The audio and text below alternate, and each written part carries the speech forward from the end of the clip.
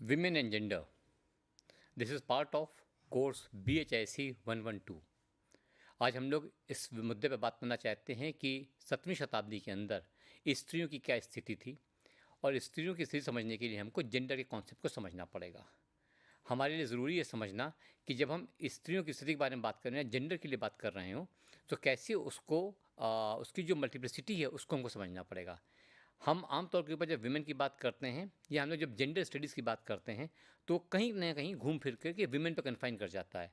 We would like to go beyond that. उसकी जो complexities हैं उसको आपसे शेयर करना चाहता हूँ। तो जो मैं आज आपसे बात करने जा रहा हूँ उसके अंदर हम आपसे डिफाइन करना चाहेंगे कि when we say gender, what do we mean by that, why it is important understand the term gender. Gender refers to the characteristics of women, men, girls, and boys. Please understand, women, men, girls, and boys that are socially constructed. This includes norms, behaviors, and roles associated with the being a woman, man, girl, or boy, as well as relationships with each other. As a social construct, gender varies from society to society and can change over time. That means कि gender does not mean only the women. हम पुरुष हैं, महिला हैं, लड़की हैं, लड़का हैं, ये जो रोल डिफाइन हो रहा है इट्स अ सोशल कंस्ट्रक्शन। मैं उसकी बायोलॉजी पे नहीं जा रहा हूँ, ना ही उसके बारे में बात करना चाहेंगे। हम उसकी जो सोशोलॉजी है उस पर बात कर रहे हैं, या उसकी जो हिस्टोरिकल अंडरस्टैंडिंग हम उसके ऊपर आपसे बात करना चाहते हैं। इसी को और समझने के लिए जब हम जेंडर से इंगेज करते हैं, इस टर्म को और ज़्यादा गहराई से समझना चाहें, तो हमें समझना पड़ेगा कि जेंडर अपने आप में एक हायरार्किकल पोजीशन को या अ काइंड ऑफ इनइक्वालिटीज़ को भी जन्म दे देता है। विच मीन्स जेंडर कंस्ट्रक्शन जब सोशली कंस्ट्रक्ट हो रहा है, उस कंस्ट्रक्शन में इनहेरेंट है कि there are hierarchical constructions. At times men are considered superior, women are considered inferior, so that hierarchy is constructed. बहुत नॉर्मल बात है, हम हिंदुस्तान में बैठे हुए हैं जहाँ के ऊपर अब तो हालात बहुत बदल गए हैं। अदरवाइज़ ये माना जाता था कि औरतों को कोई अधिकार नहीं है, जो भी अधिकार हैं पुत्र मर्दों के पास हैं, पुत्र जो है या पिता जो है वही स्त्री का रक्षक है। Those kind of notions needs to be revisited, needs to be reconfigured and understood in the context of 17th century. तो मैं जब जेंडर आपसे कहने की कोशिश कर रहा हूँ तो मैं जेंडर के कंस्ट्रक्ट की आपसे बात कर रहा हूँ, और ये बात आपसे कह रहा हूँ कि उसके अंदर एक हायरार्की, एक उच्चता और निम्नता का एक तरीके की प्रक्रिया नज़र आती है। उसको हम समझने की कोशिश करेंगे, और वो मैनिफेस्ट होता है 17th सेंचुरी में भी। ऐसा नहीं है कि वो आज ही नज़र आ रहा है, ये पहले से भी नज़र आ रहा है। और मुग़ल काल के अंदर इसके बारे में काफ़ी हमने अध्ययन भी किया है। मतलब जो आज नया काम हमारे सामने आ रहा है, उस काम के अंदर जो विमेन का कंस्ट्रक्शन है और उसके सारे जो जेंडर की अंडरस्टैंडिंग है, उसको काफ़ी गहराई से समझने की बातचीत भी हो रही है। अब अगर मैं विमेन की बात कर रहा हूँ आपसे कि विमेन क्या है, या विमेन का जो कंस्ट्रक्शन है 17वीं सेंचुरी में, उसको समझना हो तो एक बार हमको मैनहुड का क्या कंस्ट्रक्शन है वो समझना पड़ेगा। उससे ज़्यादा आसान हो जाएगा हमें आपसे अपनी बात रख पाना। औरतें हैं, औरतें रॉयल्टी में भी हैं, औरतें नोबिलिटी में भी हैं, औरतें कॉमन आदमी के यहाँ भी हैं, मतलब अलग अलग स्तर के ऊपर औरतें हैं। सो हम औरतों की चर्चा करते वक्त उनको खाली औरत शब्द में बांध करके अगर हम हिस्टोरिकली एक्सप्लेन करना चाहेंगे तो प्रॉब्लम होगी, क्योंकि the rights and the privileges and the duties of the royal women is different. The rights and duties and obligations of a common women is very very different. So हम women को एक category में नहीं बांध पाएंगे, इसलिए हम उनको अलग अलग कैटेगरी में आपके संग डिस्कस करते चलेंगे। और तब आपके समझ में आएगा कि there are layers of women understanding. There layers, कोई एक अंडरस्टैंडिंग नहीं है। ये कहते ना कि औरतों की स्थिति बदतर ही थी, ये भी एक्सेप्टेबल नहीं है, या औरतों की स्थिति एकदम अच्छी थी, ये भी सही नहीं है। अलग अलग कॉन्टेक्स्ट में अलग अलग हायरार्किकल पोजीशन के हिसाब से, कास्ट कंसिडरेशंस के हिसाब से, सोशल पॉलिटिकल इकोनॉमिक जो हायरार्की है उसके हिसाब से वो प्लेस होती रही हैं। तो हम उस कॉन्टेक्स्ट में आपसे आज बात करने की कोशिश कर रहे हैं। इसके लिए मैंने कहा कि आपको थोड़ा सा नोशन ऑफ मैनहुड समझना पड़ेगा, और वो बहुत इंपॉर्टेंट है, स्पेशली इसलिए कि जो राज दरबार हुआ करते थे, चाहे मुगल दरबार की बात कर रहे हो या हम लोग और दरबार जो उस वक्त हुआ करते थे, if you are talking about them, then we need to understand, excuse me, there was a very clear hierarchy in what ways that court will be arranged, that royal household will be arranged, and in that arrangement usually the women were relegated to a secondary position. आमतौर के ऊपर दरबार होता था उसमें मर्दों की संख्या ही होती थी, मतलब मर्द ही हुआ करते थे, बहुतायत में नहीं, आमतौर पर मर्द ही हुआ करते थे। तो इसके मतलब कहीं ना कहीं ये इमेज क्रिएट होती थी, या ये इमेज समझ में आती है हमारे सामने कि जो 17वीं शताब्दी का समाज है, उस समाज में औरतों को हमने कन्फाइन कर दिया था बिहाइंड द कर्टन, या हरम में उनको केंद्रित कर दिया था। हरम के बाहर उनकी कोई स्थिति नहीं है, उनकी कोई विजिबिलिटी नहीं है। आमतौर के ऊपर मार्केट्स के बारे में भी ये माना जाता था कि जो उच्च वर्ग की महिलाएं वो आमतौर के ऊपर मार्केट के अंदर नजर नहीं आ रही हैं, या इकोनॉमिक एक्टिविटीज़ में इन्वॉल्व नहीं हो रही हैं। Will be discussing that subsequently. लेकिन पहले मैं आपसे थोड़ा सा कोर्ट के अंदर जो मैनहुड का कॉन्सेप्ट है उसको ज़रूर एक बार बात कर लें, तो आपको द अदर जेंडर समझने में आसानी हो जाएगी। ये इसलिए भी इंपॉर्टेंट है कि जिस समय की हम बात कर रहे हैं 17वीं सेंचुरी में, उसमें मूलतः प्राइमरली जो रूलर्स हैं वो मेल हैं, मतलब मेल रूलर्स का डोमिनेशन है। सोसाइटी है उसके अंदर भी पुरुष का प्रभुत्व ज़्यादा है, which means it's a male dominated society. There is no denial to that and we can not deny that, but we need to understand what is the when we say male domination, so within the notion of male there is a manhood, कि किसको मुकम्मल इंसान आदमी माना जाएगा, इंसान नहीं, इंसान तो ह्यूमन हो जाएगा, मुकम्मल आदमी माना जाएगा। और उसकी अल्टीमेट जो परिभाषा मानी जाती है, जो अल्टीमेट रिप्रेजेंटेशन माना जाता है, that is the ruler, the sultan, the Mughal emperor. मतलब मुगल एम्परर जो है that symbolises the ideal manhood. अगर हम लोग रीतिकालीन लिटरेचर से थोड़ा सा बातचीत करें या वहाँ से थोड़ी सी एविडेंस उठाएं, तो आपके समझ में आएगा। आज भी ये होता है, अक्सर ये बात होती है, वो लड़का सर्वगुण संपन्न है। सर्वगुण संपन्न, व्हाट इज दैट सर्वगुण संपन्न? मतलब उसको मार्शल में भी, मतलब युद्ध में भी बहुत कौशल रखता है, कला का भी पारखी है, उसको खाने की भी बड़ी अच्छी समझ है, उसको संगीत की भी बड़ी अच्छी समझ है, वो कला का भी पारखी है, उसको हीरे जवाहरात पहचानने भी आते हैं, मतलब हर गुण से संपन्न है। That is the ideal manhood. मतलब अगर आप आदमी हो रहे हैं, तो आपके आदमी होने की संपूर्णता या आपकी उसकी culmination is in an image of ideal manhood, and that is personified by the ruler. अगर हम मुगल पेंटिंग्स देखते हैं, मैंने कहीं चर्चा की आप लोगों से पहले भी, अगर हम मुगल पेंटिंग्स देखते हैं तो मुगल पेंटिंग में रियल डिपिक्शन हो रहा है, राजा के बदन का हूबहू चित्रण किया जा रहा है, बट उसके पीछे एक ऑरा लगा दिया जा रहा है, और उसकी बॉडी को आमतौर के ऊपर द आइडियल बॉडी के रूप में देखा जा रहा है। तो जो नोशन ऑफ मैनहुड है, दैट कैरेक्टराइजेज और that defines the notion of others, that is gender के जो अलग अलग रोल्स हैं उनको कैसे डिफाइन करेंगे। तो खाली विमेन का रोल डिफाइन नहीं हो रहा है, जो मेन का रोल है that is also being defined. इसी बारे में अगर मैं आगे आपसे बात करूं, तो ये बात भी बहुत साफ तौर के ऊपर आती है कि उस मैनहुड का जो नोशन है उसको बहुत क्लियरली कोर्ट में दिखाया जाता था, डेमोन्स्ट्रेट किया जाता था, प्रैक्टिस किया जाता था।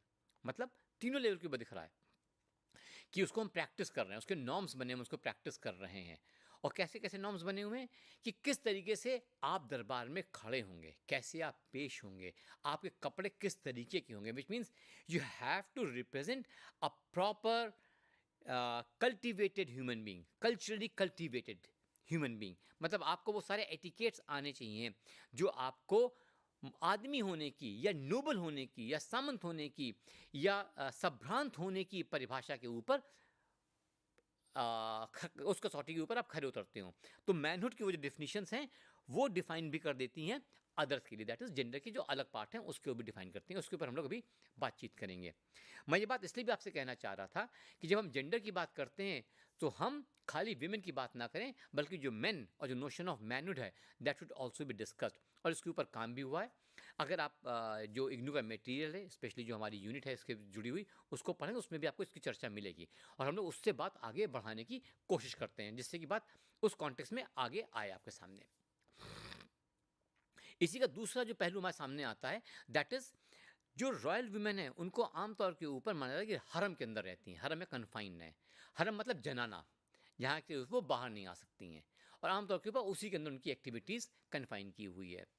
राजा शादी करके ला रहा है, शादी करके लाया, उनको हरम में पहुंचा दिया गया, और हरम के अंदर हरम के अपने नियम हैं, कायदे हैं, और नियम कायदे के अनुसार उन रानियों को या जो भी शादियाँ होकर आई हैं उनको रहना पड़ता है।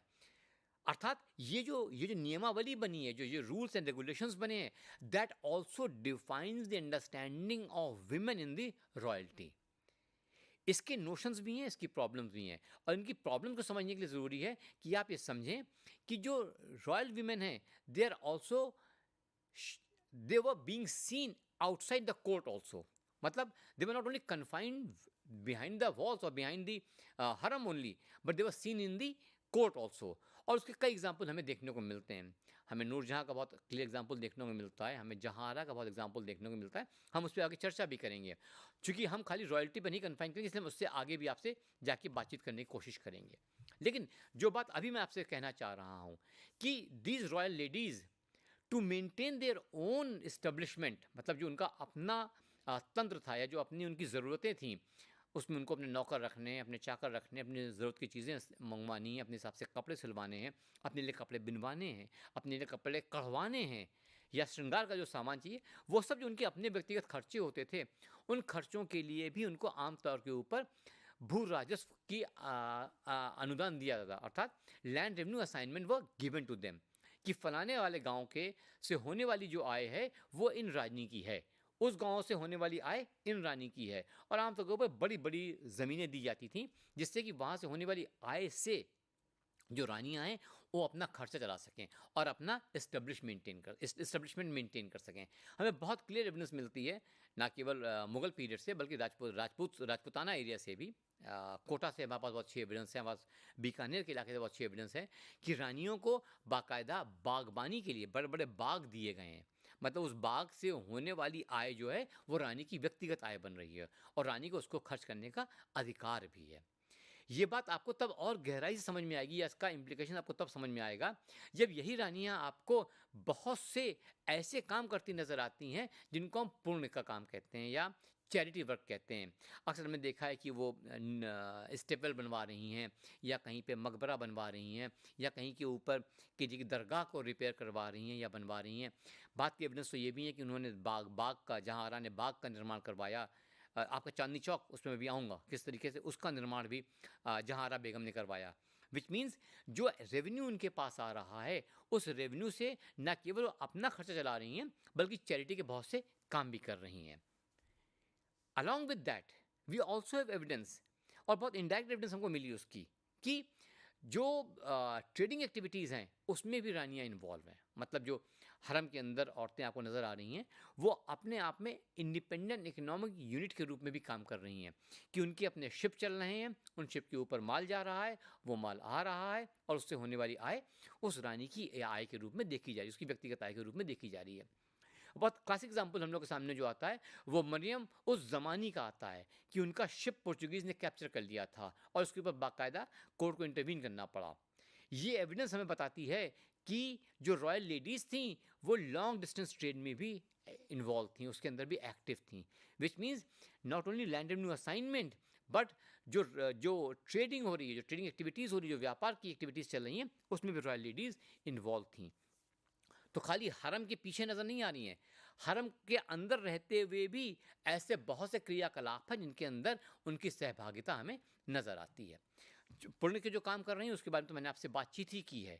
इसी को अगर मैं और थोड़ा सा आगे बढ़ाने की कोशिश करूं कि जो औरतें हैं, जो रॉयल वीमेन हैं, उनका क्या से थी, क्या पॉलिटिकल स्फीयर में भी उनकी से देखने को मिलती है.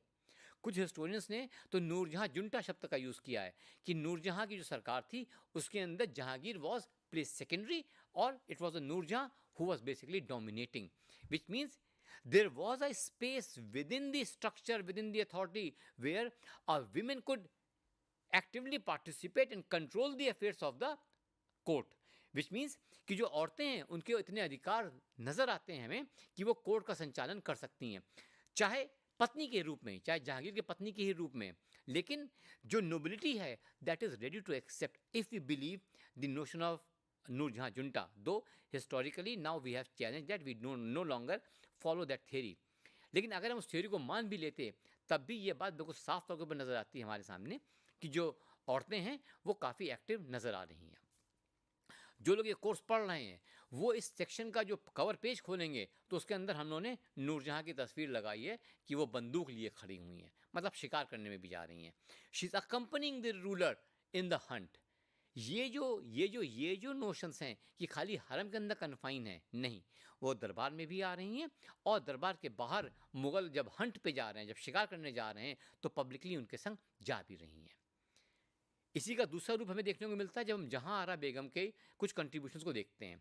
अर्थात जब शाहजहानाबाद का निर्माण हो रहा था, शाहजहां के द्वारा निर्माण कराया जा रहा था और लाल किला, दिल्ली का लाल किले का निर्माण हुआ है, उस वक्त जो शहर बसा शाहजहानाबाद, उस शाहजहानाबाद में जो आज बहुत फेमस चांदनी चौक है, वो इलाका या उसकी जो इमेजिनेशन है वो जहांआरा बेगम ने करवाई थी। उन्होंने बताया था कि किस तरीके से ये एवेन्यू बनेगा और उस एवेन्यू में नहर बेहिश्त, जो एक नहर निकाल के लाई गई थी, नहर बेहिश्त उसके बीच से गुजरेगी, जिसको आज हम चांदनी चौक के रूप में जानते हैं।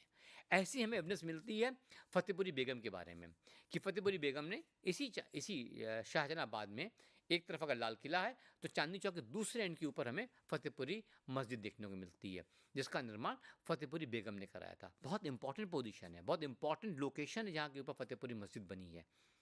दैट मीन्स औरतें जो अर्बन सेटअप बन रहा है, जो शहर का निर्माण हो रहा है, उसमें दखल दे रही हैं, उसके अंदर अपना रोल प्ले कर रही हैं, चाहे वो जहांआरा हो और चाहे वो फतेहपुरी बेगम हो। दोनों किसी न किसी रूप में इस पब्लिक स्फीयर को भी रीडिफाइन कर रही हैं और काफ़ी खूबसूरती से उसके ऊपर एक्टिविटी करती नज़र आती हैं। जब मैं बात कर रहा था अभी आप लोगों से कमर्शियल एक्टिविटीज़ में इन्वॉल्व हैं, कल्चरली बहुत एक्टिव हैं, तो उसका एक एविडेंस हमको मिलता है कि Nurjahan is known for innovator of, या उनके ज़माने में इनोवेशन हुआ था गुलाब के इत्र का और पटचोलिया का, एक तरह का कपड़ा, जिसका इनोवेशन का क्रेडिट नूरजहां को जाता है।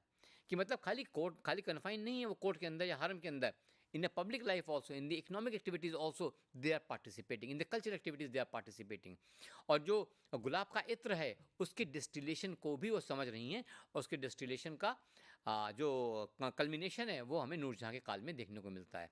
Which means the royal women were active in various spheres of life. They were not only confined only to the haram, they were going much beyond that। चाहे इकोनॉमिक अफेयर्स की बात कर लें, चाहे हम लोग लैंड रेवेन्यू की बात कर लें, बट जो औरतें हैं वो ज़्यादा हमें खुली हुई ज़्यादा एक्टिविटीज़ में इन्वॉल्व देखने को मिलती हैं। If you go beyond the royal women and try to understand the other sections of women, the women of other sections, then perhaps this discussion will be complete, because खाली royalty पे focus करके हम अपनी बात पूरी नहीं कह सकते हैं। हमें उनकी बात करनी पड़ेगी जो हमें आमतौर के ऊपर ऐतिहासिक सोर्सेज में मार्जिन के ऊपर नज़र आते हैं। अगर मैं अपनी बातचीत शुरू करूं तो जो विमेन इन पब्लिक स्फीयर हैं उनकी बात कर रहा हूं, और उसके अंदर सबसे पहले मैं बात करूंगा कोर्जियंस की, कि वो लोग जो जो जो राज्य के द्वारा मेंटेन भी की जाती थी, हरम के अंदर भी रहती थी, हरम के बाहर भी होती थी, पब्लिकली परफॉर्म भी करती थी। और अगर मैं इसको उनकी 3 कैटेगरीज की चर्चा करूँगी, उनको कैटेगरी में बांधा गया था। एक वो जो खाली हरम के अंदर औरतों के सामने परफॉर्म करती थी, एक वो जो औरतों और मर्दों दोनों के सामने परफॉर्म करती थी, और एक जो आमतौर पर मर्दों के लिए परफॉर्म करती थी। विच मीन्स कि जो पब्लिक स्फीयर में औरत का रूप या जो औरत की जो इमेजरी है, जो औरत के नोशंस हैं, विमेन के जो नोशंस हैं, वो विमेन के नोशन कोई एक नहीं है। There are multiple notions, there are multiple shades of women in the public sphere and they go much beyond the royalty।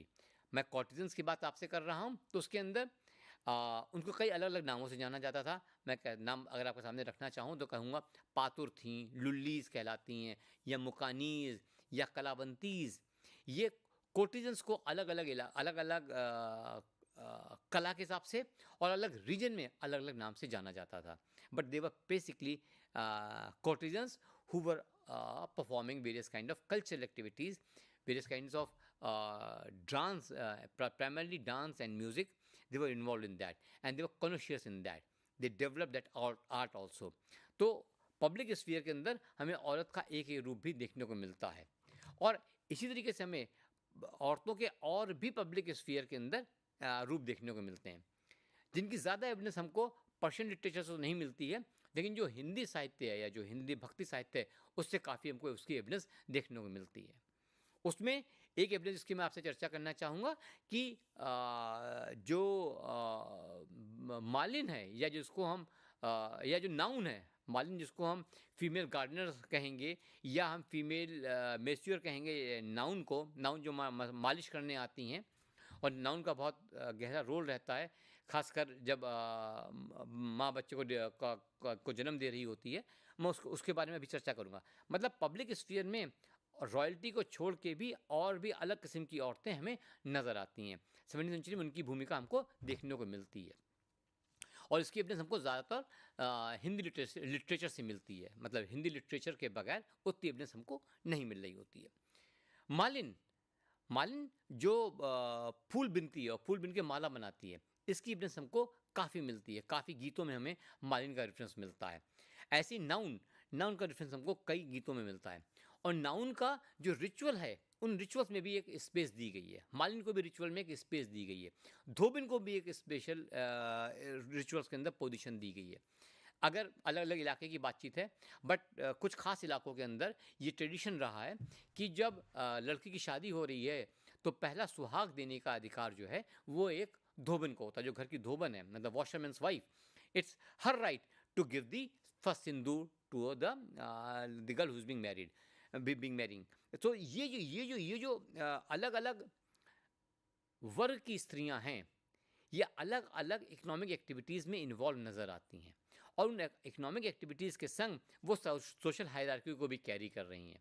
साथ ही साथ उन सोशल हायरार्की का इंटरप्ले भी नज़र आता है कि अगर एक तरफ हम इनमें से बहुतों को शूद्र कम्युनिटी से मान रहे हैं, बट दूसरी तरफ हम उनको अपनी शादी में पहला सुहाग देने का अधिकार भी दे रहे हैं।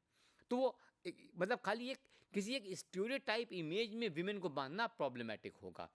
Given the context, this position of same women changes. The position of one particular section of women changes. क्योंकि जो कॉन्टेक्स्ट है उसके हिसाब से वो अपने को डिफाइन करती हैं या उसके हिसाब से वो नज़र आती हैं। तो ये जो मालिन है आपको नज़र आ रही हैं, जो नाउन नज़र आ रही हैं या जो धोबन नज़र आ रही हैं, ये आपको बाज़ार में भी नज़र आ रही हैं कि जो मालिन बैठी है वो माला गूंथ रही है और उस माला को लोग खरीद करके ले जा रहे हैं और चढ़ा रहे हैं या उसका इस्तेमाल कर रहे हैं। तो पब्लिक स्फीयर के अंदर unlike royal women who were not coming out, here are the evidence जहाँ के ऊपर आम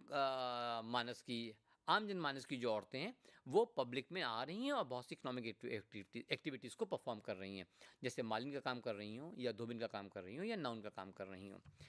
इसी को अगर मैं थोड़ा सा और आगे बढ़ाऊँ तो आपसे ये भी कहना चाहूँगा कि जो विमेन हैं उनको कई जगह के ऊपर लीगल अधिकार मिले हुए थे, या उनकी लीगल पोजीशन क्या थी, उनके अधिकारों की लीगल वैधता क्या थी, इसको भी हमें थोड़ा सा समझना चाहिए।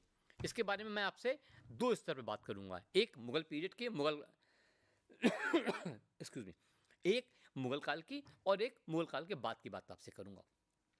मुगल काल के अंदर नूरजहाँ के बारे में खास तौर से लिखा गया है, ये बात हमें रिटन एविडेंस मिलती है। पातशाह नामे में खास तो ये एविडेंस हमें दिखती है बिल्कुल साफ तौर के ऊपर कि जो नूरजहाँ हैं उनको उनकी पिता की मृत्यु इत्मातुद्दौला की मृत्यु के बाद उनकी सारी प्रॉपर्टी इनहेरिट करने को मिली। ना केवल प्रॉपर्टी मिली बल्कि उनका जो टाइटल है वो भी नूरजहाँ को मिलता है, कि जो उनको टाइटल दिया था सुल्तान बादशाह ने वो टाइटल भी नूरजहाँ को मिलता है। विच मीन्स औरतों को इनहेरिटेंस का अधिकार मिल रहा है या उनको स्पेस मिल रही है। ये एविडेंस चाहे कम हो सकती हैं, but there are evidence of this notion in the Mughal era also, in the Mughal period also, जहाँ के ऊपर औरत को पिता की मृत्यु के बाद उनकी प्रॉपर्टी और उनका जो ओहदा था वो उनको जो उनकी पदवी थी, जो उनकी उपाधि थी वो उनको दी गई। सिमिलरली फरत हसन साहब दिल्ली यूनिवर्सिटी में पढ़ाते हैं। फरत हसन साहब ने सूरत के डॉक्यूमेंट्स का, लीगल डॉक्यूमेंट का एग्जामिनेशन करके कहा कि औरतों को बहुत इलाकों के अंदर पैतृकता का अधिकार, इनहेरिटेंस के राइट्स दिए गए थे, and they were irrespective of their marital status. उनकी शादी हुई है या नहीं हुई है that is secondary issue, but उनको इनहेरिटेंस का या पैतृक जो संपत्ति होती थी उसमें अधिकार मिलता है। इरफान हबीब ने कहा कि वो तो मिलता है, मैं फरत की बात से एग्री करता हूँ, लेकिन जो एविडेंस उनको वृंदावन के इलाके से मिलती हैं उसमें उनको नज़र आता है कि एग्रीकल्चर लैंड को किसी भी औरत को सेल करते हुए एविडेंस नहीं मिली है। हो सकता है एविडेंस हो, बट जो एविडेंस हमारे पास है उसके अंदर औरत खेती योग्य भूमि को सेल करती नज़र नहीं आती है। वही मैं जो आपसे कह रहा था कि अलग अलग अधिकार अलग अलग क्षेत्र के अंदर आ रहे हैं और उनका इस्तेमाल हो रहा है या वो मैनिफेस्ट हो रहे हैं। ये बात हमको ध्यान में रखनी पड़ेगी। जो बात मैं अब आपसे कहने जा रहा हूँ वो थोड़ी सी कॉम्प्लिकेटेड है और थोड़ी सी आपके समझने के लिए ज़रूरी है कि जो औरतों की स्थिति आमतौर के ऊपर हमें दिखाई जाती है या बताई जाती है, उसके अंदर कहा जाता है कि remarriage is was usually not allowed, या जो ब्राइड प्राइस, वधु की जो कीमत, मतलब लड़की देने के लिए जो कीमत वसूली जाती है, दहेज का उल्टा, दहेज में लड़की वाले पैसे देते हैं, ब्राइड प्राइस में लड़के वाले पैसे देते हैं लड़की से शादी करने के लिए। इन दोनों की भी क्लियर एविडेंस हमको 17th-18th सेंचुरी से मिलने लग जाती है, खास तौर से राजस्थान के इलाके से। और वो एविडेंस जो हमको मिल रही है वो बड़ी इंटरेस्टिंग एविडेंस है। रीमैरिज की एविडेंस आमतौर के ऊपर सोसाइटी के लोअर सेक्शन से मिल रही है, अपर सेक्शन के अंदर हमें clear cut evidence of remarriage नहीं मिलती। ये बात we need to accept it. होंगे तो हम लोग के पास रिकॉर्ड में अवेलेबल नहीं है, बट जो रिकॉर्ड कह रहे हैं उसके अंदर लोअर सेक्शंस की औरतों की रीमैरिज होती थी। अगर हस्बैंड की डेथ हो जाती है तो उनका पुनर्विवाह किया जाता था। और पुनर्विवाह आमतौर के ऊपर जैसा परंपरा रही है कि लड़के के भाई छोटे या भाई से शादी कर दी जाती थी। इसका इकोनॉमिक रीज़न ये कहा जाता था कि प्रॉपर्टी जो है वो घर के अंदर बंधी रहे। लेकिन हमको राजस्थान से एविडेंस मिलती है जहाँ के अंदर किन रिलेशन के बाहर भी शादी की जा रही है, रीमैरिज की जा रही है, पुनर्विवाह किया जा रहा है। विच मीन्स पुनर्विवाह उतना अनकॉमन नहीं था, उतना रेयर नहीं था जितना हम आमतौर पर मानते हैं। हमारे पास अब 17वीं सेंचुरी से एविडेंस है डेफिनेटली कि औरतों को पुनर्विवाह करने की परमिशन थी या वो पुनर्विवाह कर पा रही थी। पुनर्विवाह के संग जुड़ा हुआ जो दूसरा शब्द हमारे सामने आता है दैट इज ब्राइड प्राइस, कि वधु के लिए कीमत लेना। आमतौर के ऊपर ये एविडेंस लोअर सेक्शन से ज़रूर आती है हमको राजस्थान से उठ करके कि जो औरतें हैं वो, और जब लड़कियों की शादी की जा रही है तो पिताजी उसके एवज में लड़के वालों से पैसे ले रहे हैं, कुछ पैसे उनको मिल रहे हैं। ये बात हमारे सामने तब खुल करके आई है, हिस्टोरिकली हमको तब ज़्यादा विजिबल देखने को मिली जब किसी वजह से उस औरत का अगर पति मर जाता है, उस बच्ची का अगर पति मर जाता है, तो उसके बाद उसकी रीमैरिज जब हो रही है तब सवाल ये उठ रहा है कि रीमैरिज करने पे जो वधु प्राइस मिलेगा, जो ब्राइड प्राइस मिलेगा, वो किसके पास जाएगा? लड़की के बाप के पास जाएगा कि जो हस्बैंड का परिवार है उसके पास जाएगा? उस मीन्स आपने उसको उस रूप से देखना शुरू कर दिया जहाँ के ऊपर आप वधु को चाइल्ड मैरिज के बाद ये देख रहे हैं कि किस तरीके से, sorry not child marriage, window remarriage के बाद आप देख रहे हैं कि कैसे उसके ऊपर ब्राइड प्राइस मिल जाएगा या उनका इस्तेमाल कर लिया जाएगा। ये बात आपको थोड़ा गहराई समझनी पड़ेगी। इसको मैं इसलिए आपके सामने हाईलाइट करना चाह रहा हूँ कि हमें राजस्थान से एविडेंस मिलती है जहाँ के अंदर औरतें अपने अधिकार के लिए कोर्ट गई, राजा के पास गई, राजा से अपील की है और राजा से कहा है कि हमारे ऊपर हमें ये अधिकार दिया जाए कि हम तय कर पाएँ कि हमारी शादी कैसे होगी। हम पे ये थोपा जा रहा है, हमें कभी डायन कहा जा रहा है, हमारे ऊपर बहुत से इल्ज़ाम लगाए जा रहे हैं। So this a remedy at the court. जो मैं आपसे कहने की कोशिश कर रहा हूँ कि हमें 17वीं सेंचुरी से ये एविडेंस मिलती है कि औरतों को न्यायालय में जाके न्याय पाने का अधिकार एटलीस्ट राजस्थान के सोर्सेस से हमें ज़रूर देखने को मिल रहा है। विच मीन्स औरतों को ये मानना कि उनको कोई लीगल अधिकार नहीं था, ये एक्सेप्टेबल नहीं है। हिंदुस्तान के अंदर 17वीं सेंचुरी हिंदुस्तान के अंदर स्पेशली राजस्थान में औरत as a legal right claim करते हुए कोर्ट में जाकर के अपने अधिकारों की मांग कर रही है, अपने अधिकारों को पा रही है।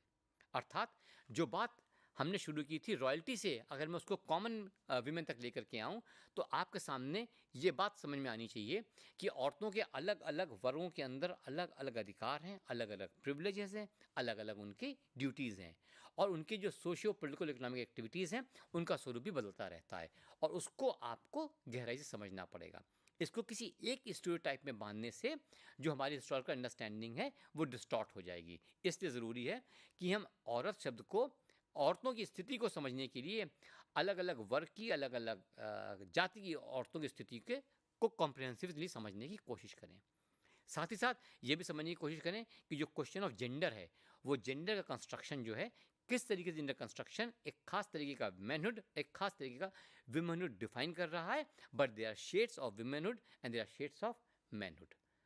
हम विमेन एंड जेंडर की बात को इस बात से कंक्लूड कर सकते हैं कि हमें जो एक विविधता देखने को मिलती है इनके अधिकारों में, उसको हम उन विविधताओं के संग समझते हुए आपके सामने आएँ और पेश करें।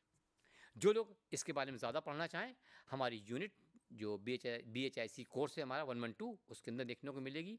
HI04 जो हमारा पुराना कोर्स था उसमें भी देखने को मिलेगी, और इन कोर्सेज़ की जो बिब्लियोग्राफी है उसके अंदर आपको further evidence of women and gender के ऊपर देखने को मिलेगा। Thank you very much.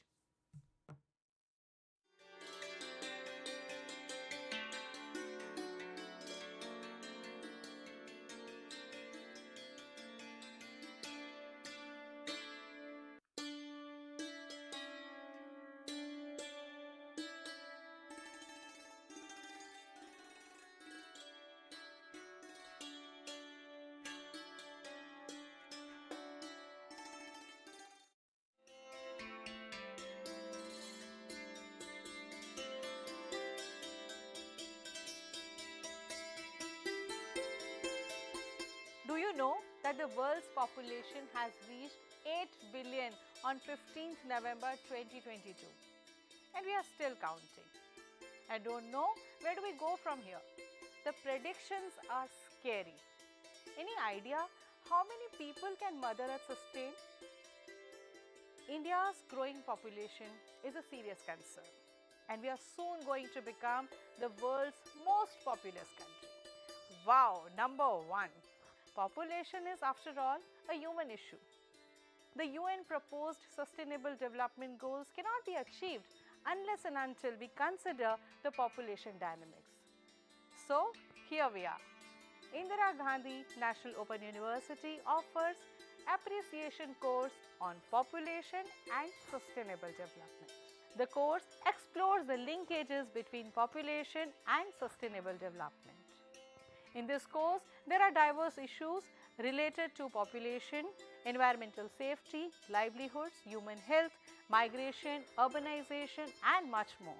The course duration is 3 months, but of course, you can complete it within a year. The eligibility of the course is graduation from a recognized university. So, if you are a development professional, working in a government sector, researcher or keen to know more about the population and sustainable development, the course is must for you. Hurry up and join this course so that we are able to convert population into demographic dividend and not convert it into demographic disaster. For more information, visit www.ignou.ac.in. Thank you.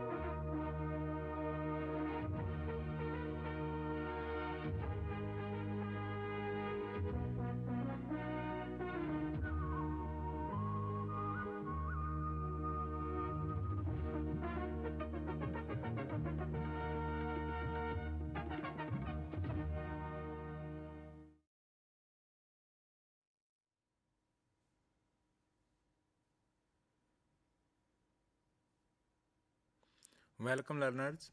In the second session of the course MST 11, this is the first course of the program postgraduate, first course of the master degree program MSc Applied Statistics. This course has 11 units and today we will discuss first unit, second session on the first unit. First session we have already discussed. In first session we have discussed what is quantity, types of quantity, interval, types of interval, and we have defined function and pictorial presentation of the function. In today's session, we will discuss some special functions of single variable. So, in today's session, we will first see what is the effect of domain on the graph of a function. We will especially see on the graph of linear function, constant function and identity function. Then we will discuss what is polynomial function and their graphical behavior. We will see exponential and logarithm functions and see their graphical relationship. And piecewise function, we will also discuss some piecewise functions. And in last, we will discuss even and odd functions. So let us first see what is the effect of domain on the graph of a linear function. You know, linear function is a function of the type ax plus b.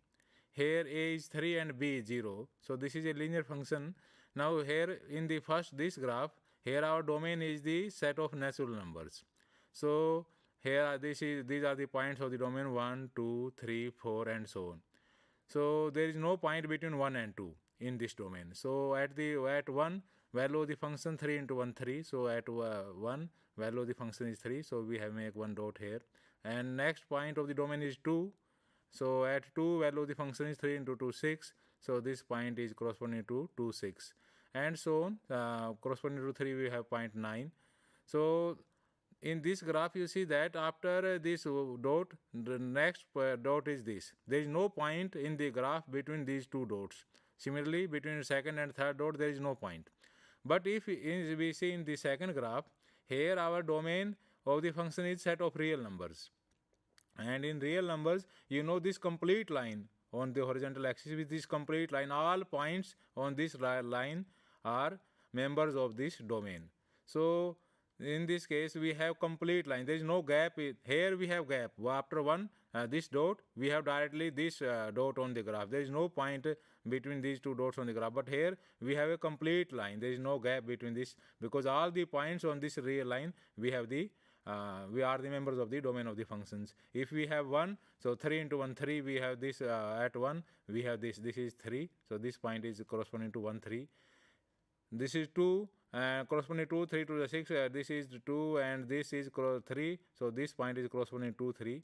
But between 1 and 2, there are infinite many points. All points are in member of the domain. Like 1.1, we have this is 1.1, and if what is the value of that 1.1? 3.3. So this is somewhere 3.3. So this is the point corresponding to 1.1. So all the points on this real line are members of the domain. So in this case, we have straight line. So this is the effect of the domain on the graph. Let us consider now constant functions.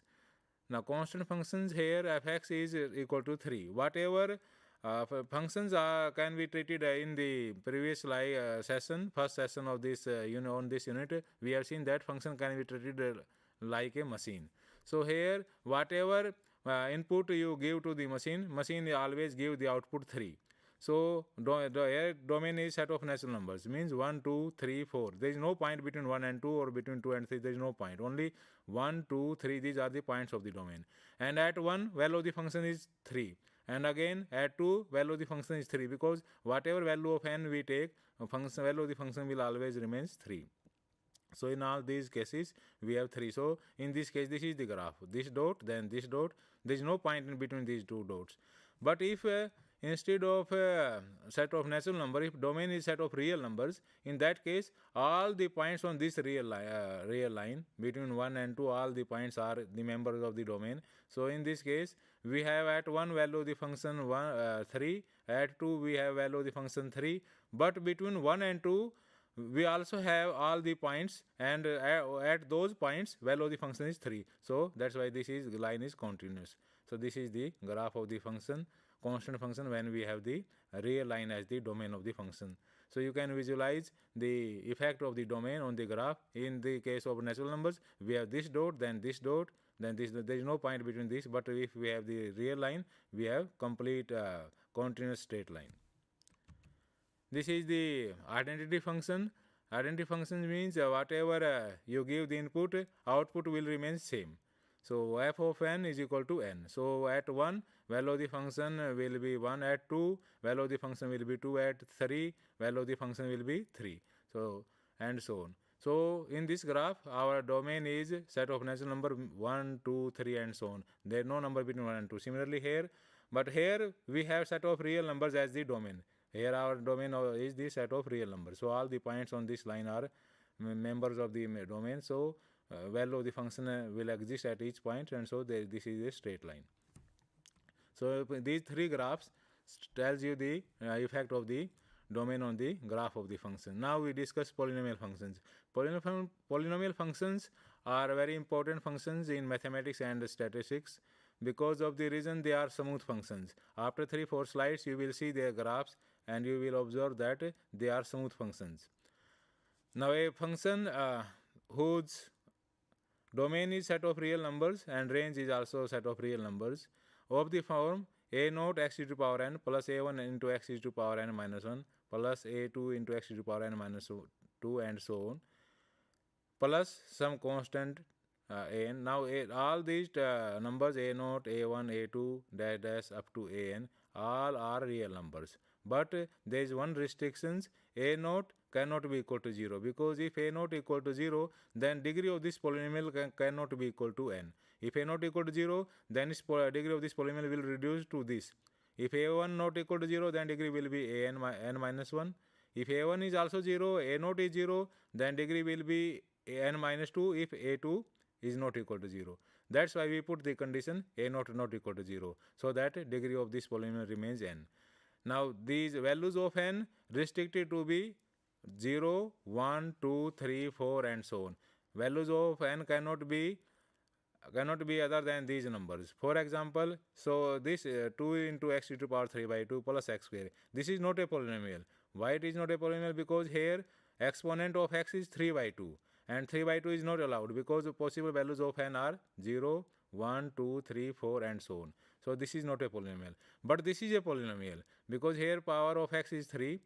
3 is also one of the number between among these numbers. Similarly, here power of x is 2. 2 is also one of the numbers from here. And here x is to power 1. 1 is also a number from here. And with 5, you can write 5 into x is to power 0. And x to the power 0 is 1. So here power of x is 0. And 0 is also present here. So this is a polynomial function. Now the zeros of a polynomial. Suppose this is a polynomial. Now if we replace x by some numbers and evaluate the value of this polynomial at that point and it comes out to be 0, then we say that that number is the 0 of this polynomial. For example, if we replace x by 4 in this polynomial, 4 square, we are just replacing x by 4. 4 square x 4 minus 4 minus 12. 4 square is 16 plus 16 and minus 16 0. So this 4, if we replace x by 4, this 4 makes this expression equal to 0. So x equal to 4 is known as 0 of this polynomial. Now the multiplicity of a 0. Now see this this polynomial x minus 3 is to power 7. This x minus 3, if we put x minus 3 equal to 0, we get x equal to 3. So 3 is a polynomial.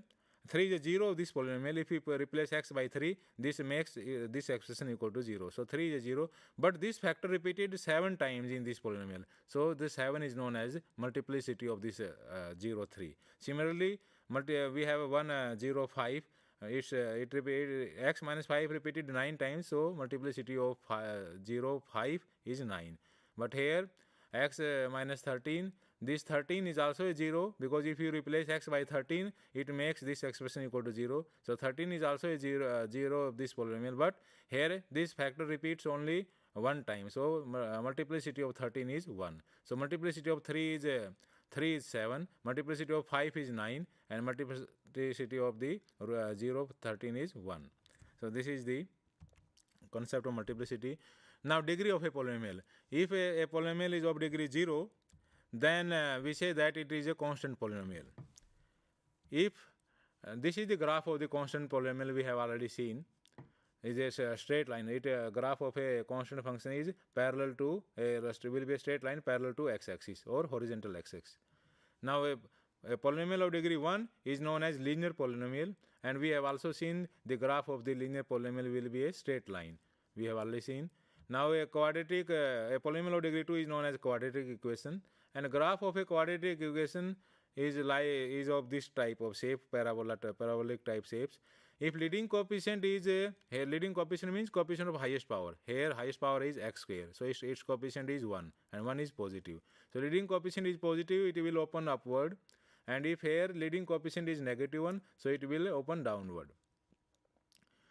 If we have cubic equation, if a polynomial of degree is 3, then it is known as cubic equation, and this is a graph of the cubic equation, this type of graph. But here you note that if degree of the polynomial is 3, means odd number, and leading coefficient is 1, it will its end behavior is left downward and this right upward. But here leading coefficient is minus 1, so its end behavior will be left upward and right downward. Similarly, if we have quadratic for degree of if a degree of the polynomial is 4, then it is known as quadratic polynomial, and if the degree of the polynomial is 5, then it is known as quadratic polynomial.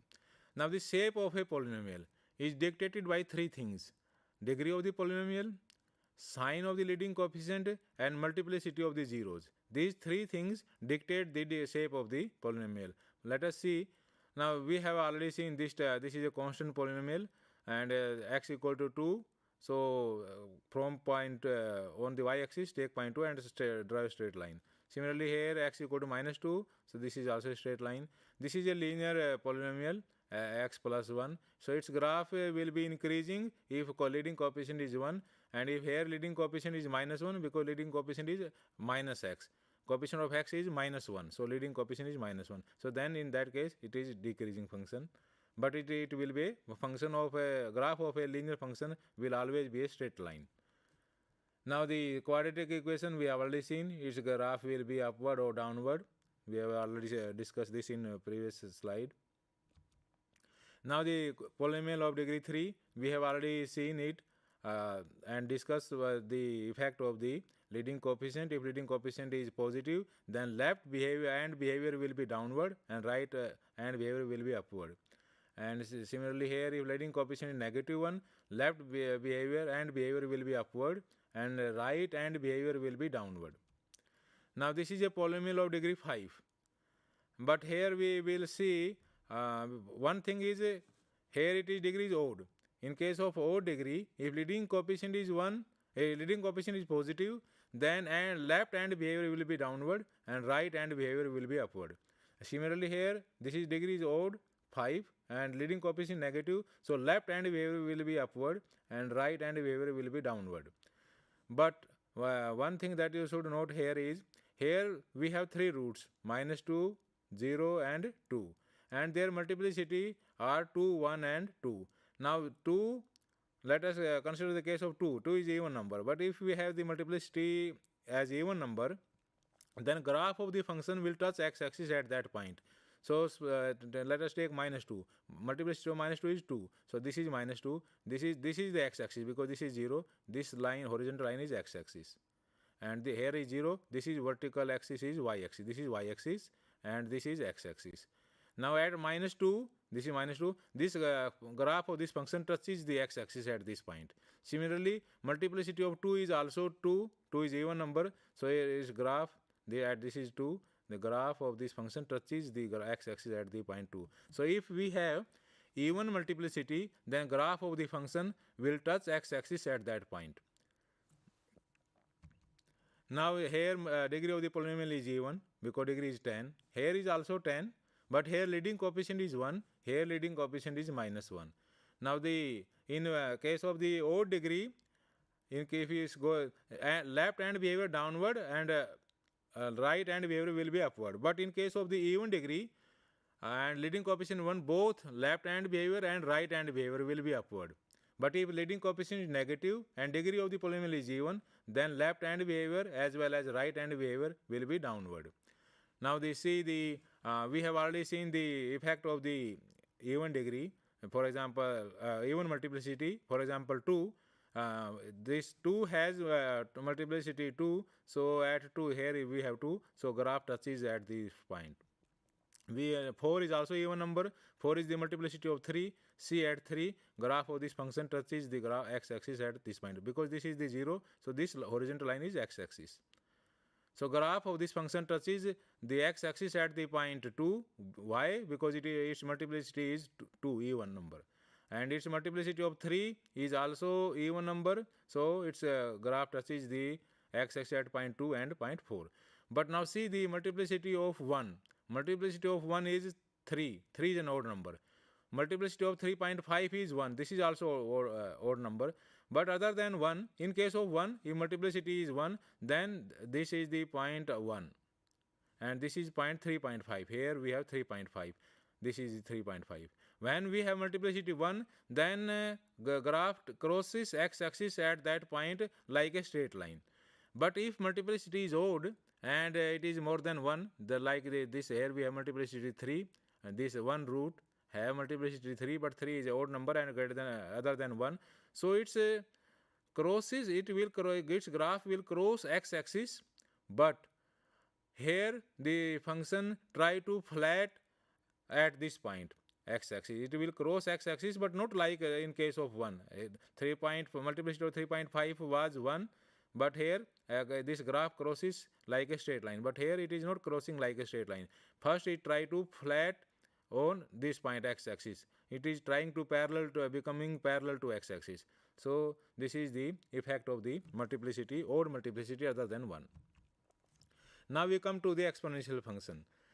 You in school mathematics you have studied compound interest. In compound interest, if P is the principal and R is the rate of interest per annum and N is time, then this is the formula of the amount to calculate the amount. P into 1 plus R by 100 whole is to power time. Now suppose P is equal to rupees 1 and R equal to 100% per annum. Then this formula reduces to R is 100, 100 by 101, so 1 plus 1, 2, and P is 1, so 2 is to power n. So amount will be equal to 2 is to power n. So this 2 is known as growth, n is time, and a is amount. So now we define exponential function. This is the exponential function. What is the nature of the exponential function? In base we have constant, and in power we have variable. So here a is constant, this is the base, and in power we have variable x. And a should not be equal to 1, because if a equal to 1, then 1 is to power x, it will be 1. So that will become constant function. So a is not equal to 1. A is greater than 1 because a is growth and growth rate are generally positive. So it is a exponential function. This is the shape of the exponential function, a is to power x. Now these are some examples of exponential functions. 2 is to power x, because here in base we have 2 and 2 is a constant. In power we have variable x. This is also exponential function because in base we have 10 and 10 is a constant. It is also a exponential function because in base we have half and in power we have variable and half is a constant. So all those functions where we have in base we have constant and in power we have variable are known as exponential functions. Now see the graph of the exponential functions. In any of the functions, see 2 is to power x. If you put x equal to 2, 2 is to power 0, 1. In this function also, if you put x equal to 0, then 10 is to power 0 will be equal to 1. So in all functions, all exponential functions, when x equal to 0, value of the function always will be equal to 1. So this 0, 1 point, every graph of every exponential function will pass through the point, this special point 0, 1. When x equal to 0, value of the function will definitely be equal to 1. So this is a special point. So in case of the when a is between 0 and 1, because for example a is half, and when you will increase the power of a, means a is suppose half, then if suppose half is to power 2, 1 by 4, half is to power 3, 1 by 8. When you will increase power, then it will decrease. So that's why it is decreasing function. But if a is greater than 1, this is also the graph of the exponential function, but here a is greater than 1. In case of a is greater than 1, for example, a is 2, if 2 is to power 1, 2, 2 is to power 2, 4, 2 is to power 3, 8. If you are increasing x, then value of the function increasing. That's why it is an increasing function. But this is a special point. Every graph of exponential function will pass through this point 0, 1. Now the logarithm function.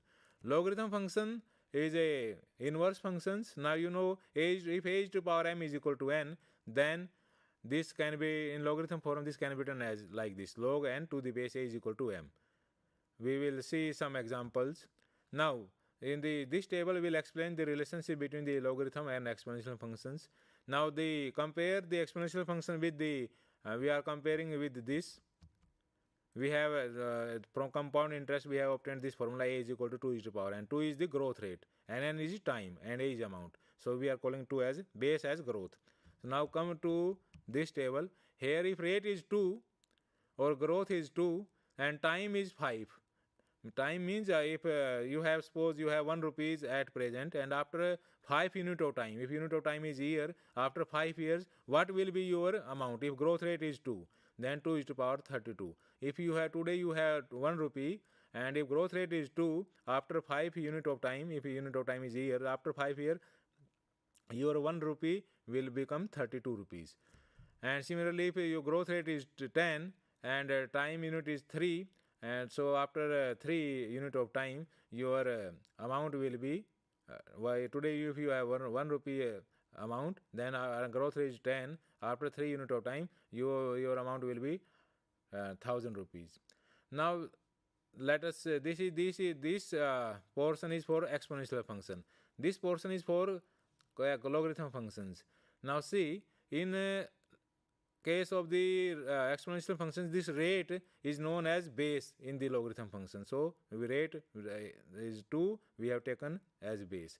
Now the output of this exponential function is 32. Here we are taken input, and output will be log 32 to the base 2.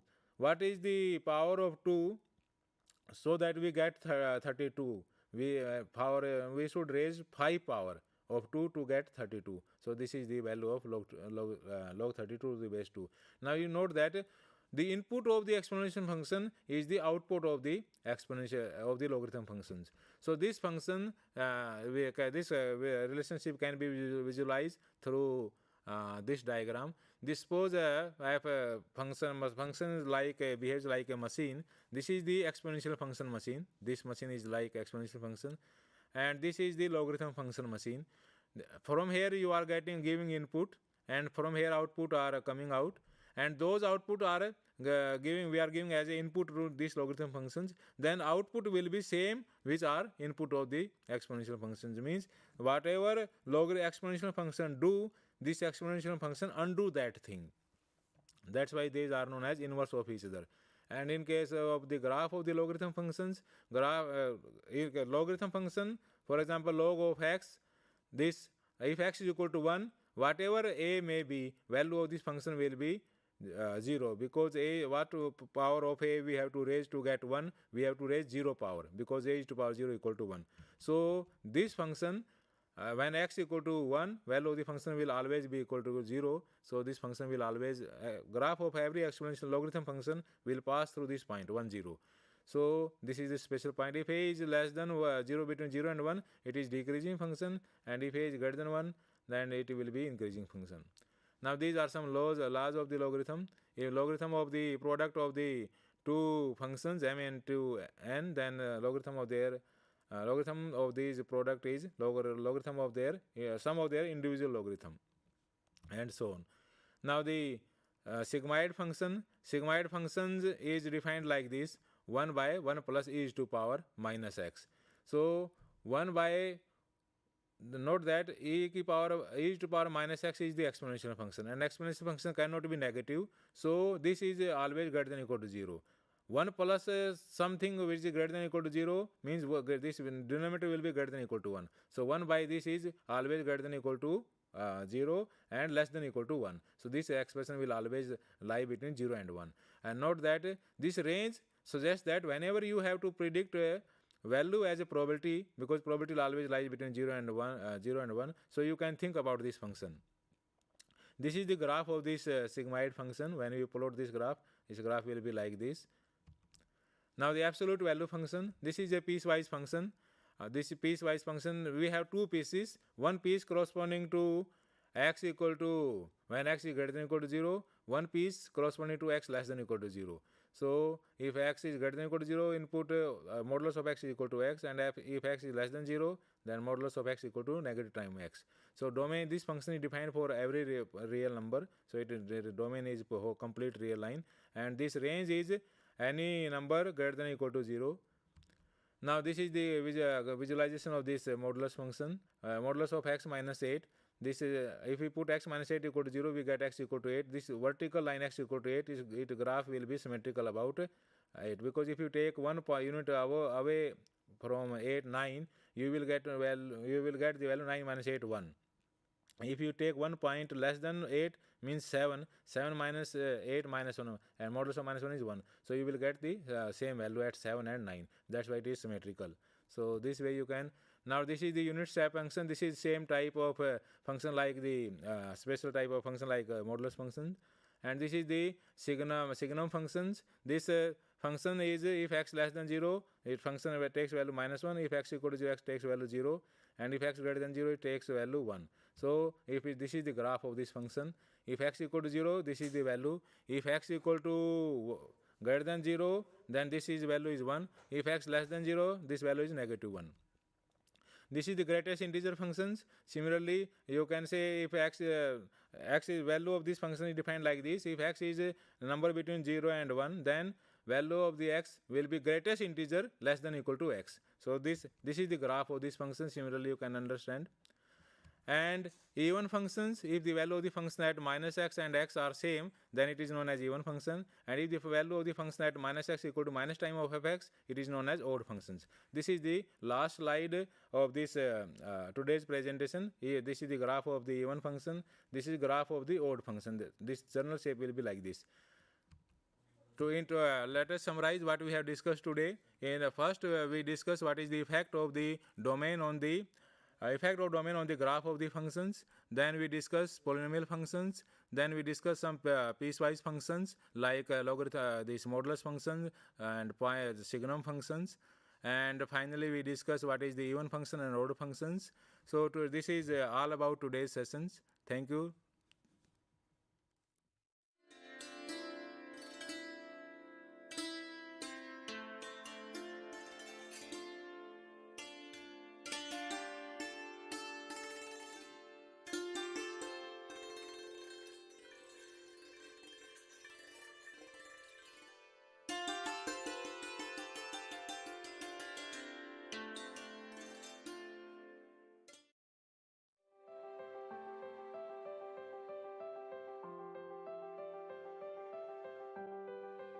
A warm welcome to IGNOU.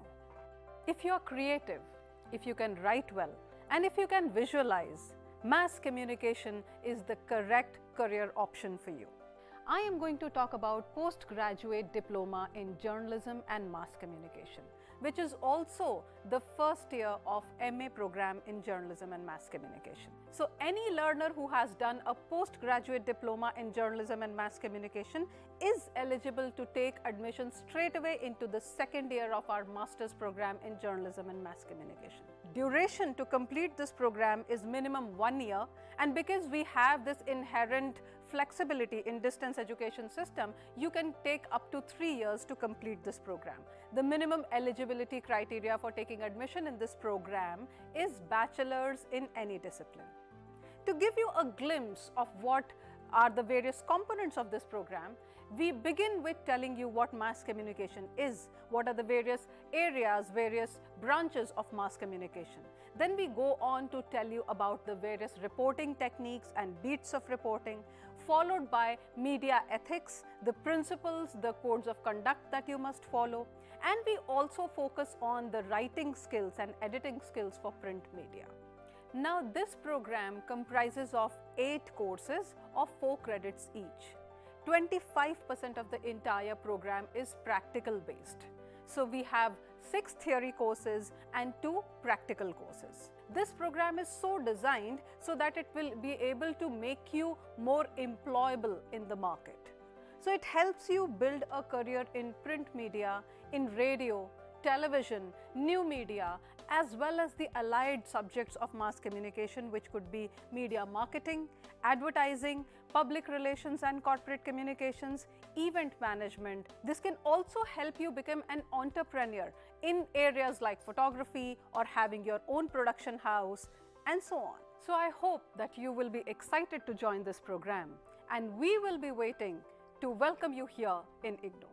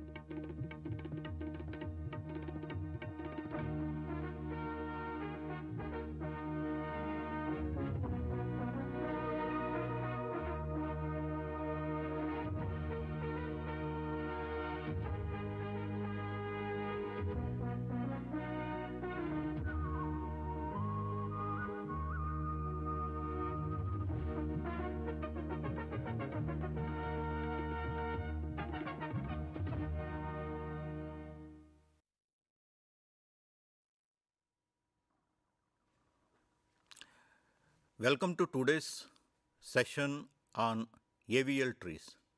This is one of the advanced topics in data structures, and it comes in the latter part of trees.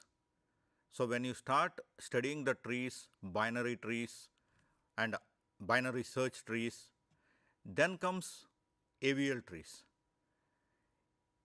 AVL trees are basically binary trees, but then there are some things which are specially associated only with the AVL trees. AVL trees is a very complicated topic. Normally, many students don't understand it in the first attempt, but it's having very wide applications.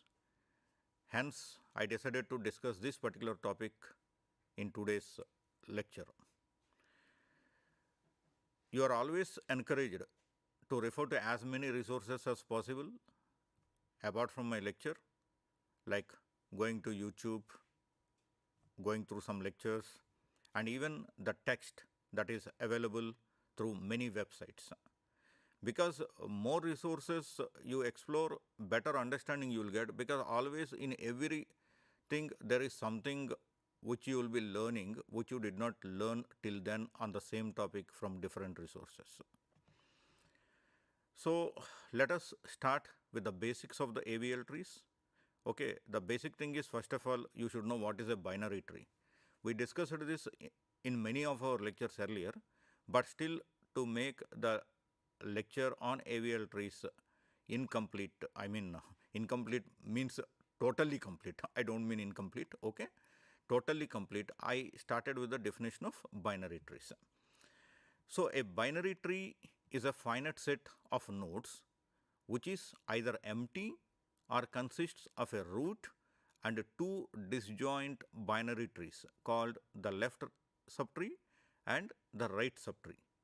You must have already heard what is a tree.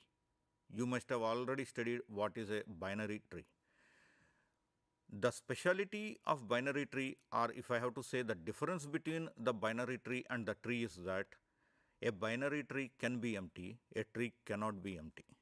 Whatever trees you see in the society when you go outside, they are not binary trees, okay? Because a binary tree can be empty. So when you see a tree, it's existing. So if something is empty, you can't call it a binary tree, okay? So if you go through the definition of a binary tree is a finite set of nodes which is either empty, it means that there is nothing, or consists of a root and two disjoint binary trees called the left subtree and the right subtree. AVL trees are binary trees. Please remember that. And also one more thing is that AVL trees are also binary search trees. Binary search trees also we discussed during many of our lectures earlier. Okay, a binary search tree is a binary tree. AVL tree is a binary search tree. AVL tree, you can also basically say that it is a binary tree, but AVL tree is having some features which binary tree and binary search tree do not have. Now let us go through some concepts that we will be using while discussing the AVL tree. The first one is we discussed the definition of binary tree. The next one is height of a tree. What is meant by height of a tree? The height of a tree, also known as a depth of a tree, is the maximum distance between the root node of the tree and the leaf node of the tree. So the distance, the maximum distance between the root node of the tree and the leaf node of the tree. Why we are saying maximum distance? Because you have a root and then there are left subtrees, right subtrees. Ultimately, there will be several leaf nodes, but all the leaf nodes need not be at the same level.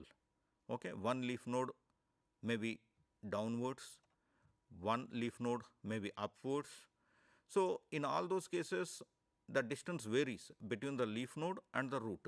So when you calculate the distance between the leaf node and the root, the maximum distance you get can be termed as height of that particular tree. That is one option. The second one is, the definition of height of the tree is that it can also be defined as the number of edges from the root node to the leaf node. So it is very easy to calculate using the second definition because it is in terms of the number of edges from the root node to the leaf node. What we will be doing is we will be having a look at some of the trees in which you will be able to see the height of the trees, based on which we will decide whether the tree is a AVL tree or not. So once again I am revising for the sake of better understanding. Height of a tree. The first definition is that the height of a tree is also known as the depth of a tree, and it is the maximum distance between the root node of the tree and leaf node of the tree. Another definition is that the height of a tree can also be defined as the number of edges from the root node to the leaf node. Now let us see what are these AVL trees. AVL trees are also called height balanced binary trees. Okay, frankly speaking, height balanced binary trees are called AVL trees rather than AVL trees are called height balanced binary trees because the concept of height balancing had come first.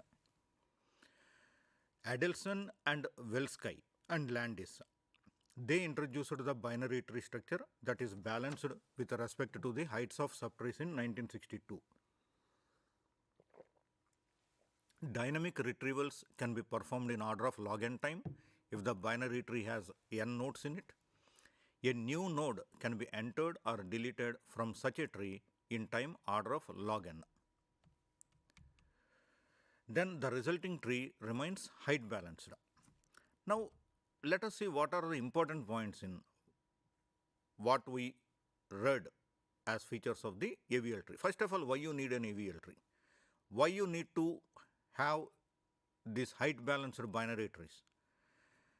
Why you need to balance the height at all? How does it matter?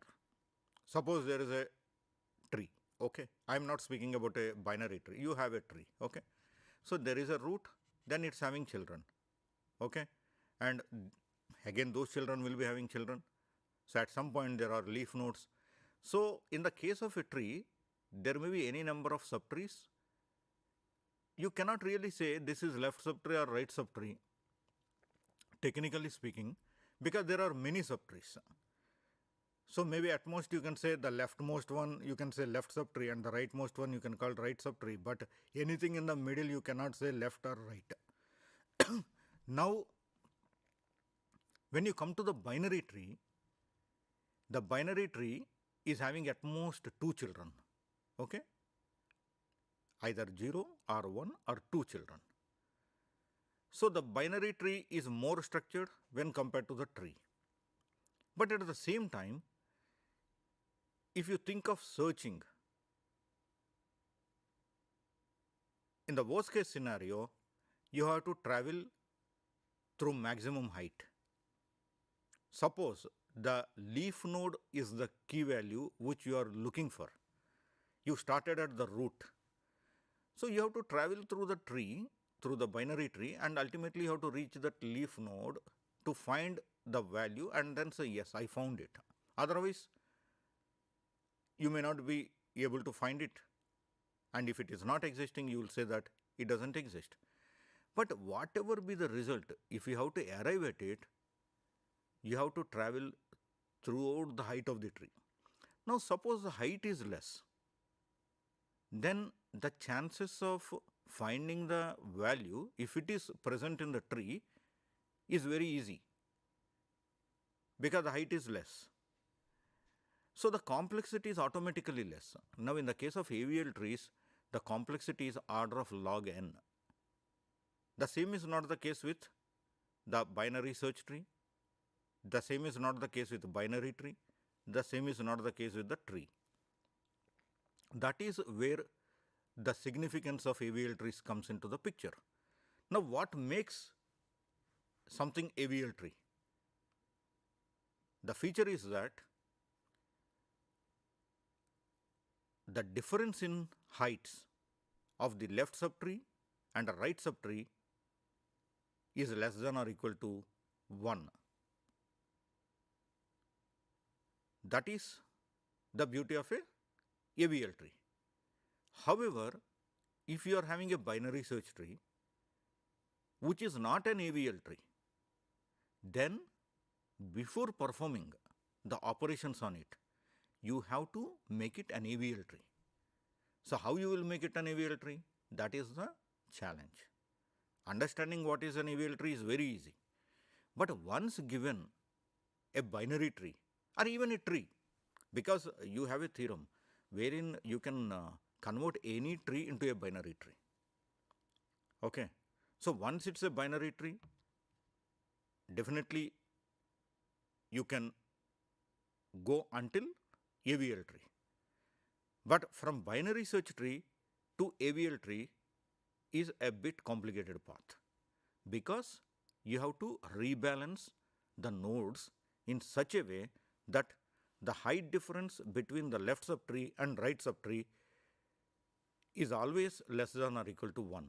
Otherwise, you just think of a skewed binary search tree. Okay.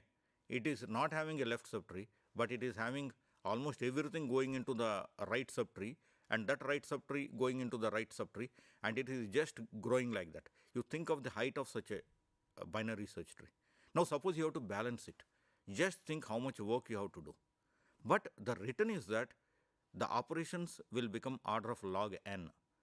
That is the beauty of the AVL tree. So basically this AVL tree was introduced by Adelson Welsky and Landis way back in 1962. So now the best way is to learn through some examples. Okay. Now when we said height balanced binary trees, let us also see what is meant by this balance factor. Okay. First of all, I will be giving you a formal definition of an AVL tree. An empty binary tree is height balanced. Okay. So the binary tree is having nothing, you can say it is height balanced, because there are no left subtree, there are no right subtrees. So even if you think the difference in height, it's 0. If T is a non-empty binary tree, XL and XR as its left and right subtrees, then T is height balanced if and only if XL minus XR are height balanced, and height of left subtree minus height of right subtree is less than or equal to 1, where HL and HR are the heights of the left subtree and right subtree respectively. So this is the definition of an AVL tree. So the most important point is that the second point, wherein we have written HL minus HR is less than or equal to 1. This has to be applied to each and every subtree of that particular binary search tree, and it has to be satisfied. Wherever it is not satisfied, you have to rebalance it to make it an AVL tree, otherwise it is not an AVL tree. Okay. So the definition is recursive in nature, wherein it was mentioned in the point number 1 that the left subtree and right subtree are height balanced. So when you treat that particular left subtree as a tree, and again its left subtree and right subtree should be height balanced. Okay. And then the second point comes into the picture. Basically, the second point is very much important for each node. If it is satisfied, obviously that BST is an AVL tree or a height balanced tree. Now let us see one example. Okay. So here I am showing you a binary search tree. This is not a balanced tree. What is the reason? First of all, go to each node and check whether the difference in heights of the left subtree and right subtree of it are less than or equal to 1. You take April, APR. Okay. Here, if you look at the left subtree, its height is 0, and the right subtree, there are 2 edges, April to August, August to December. So the height of the right subtree is 2. When you minus left subtree minus right subtree, it becomes 0 minus 2 is equal to minus 2. But and when you apply the module formula, it becomes a plus 2.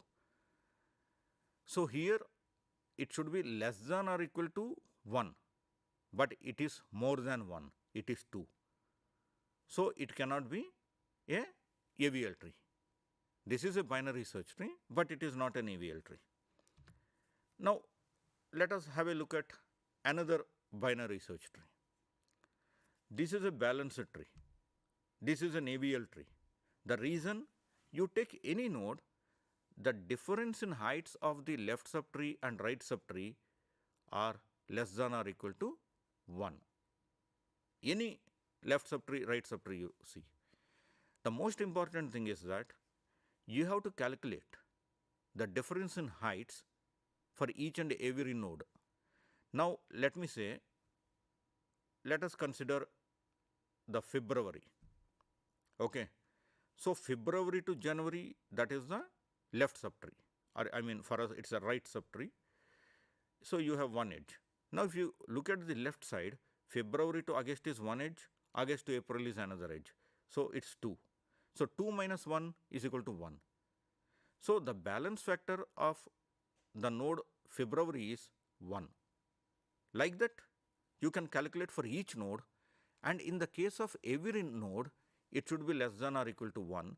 Then you can say that it is a height balanced tree and thus can be called an AVL tree.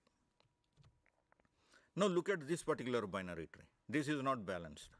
Okay, it is also not a binary search tree. It is a binary tree.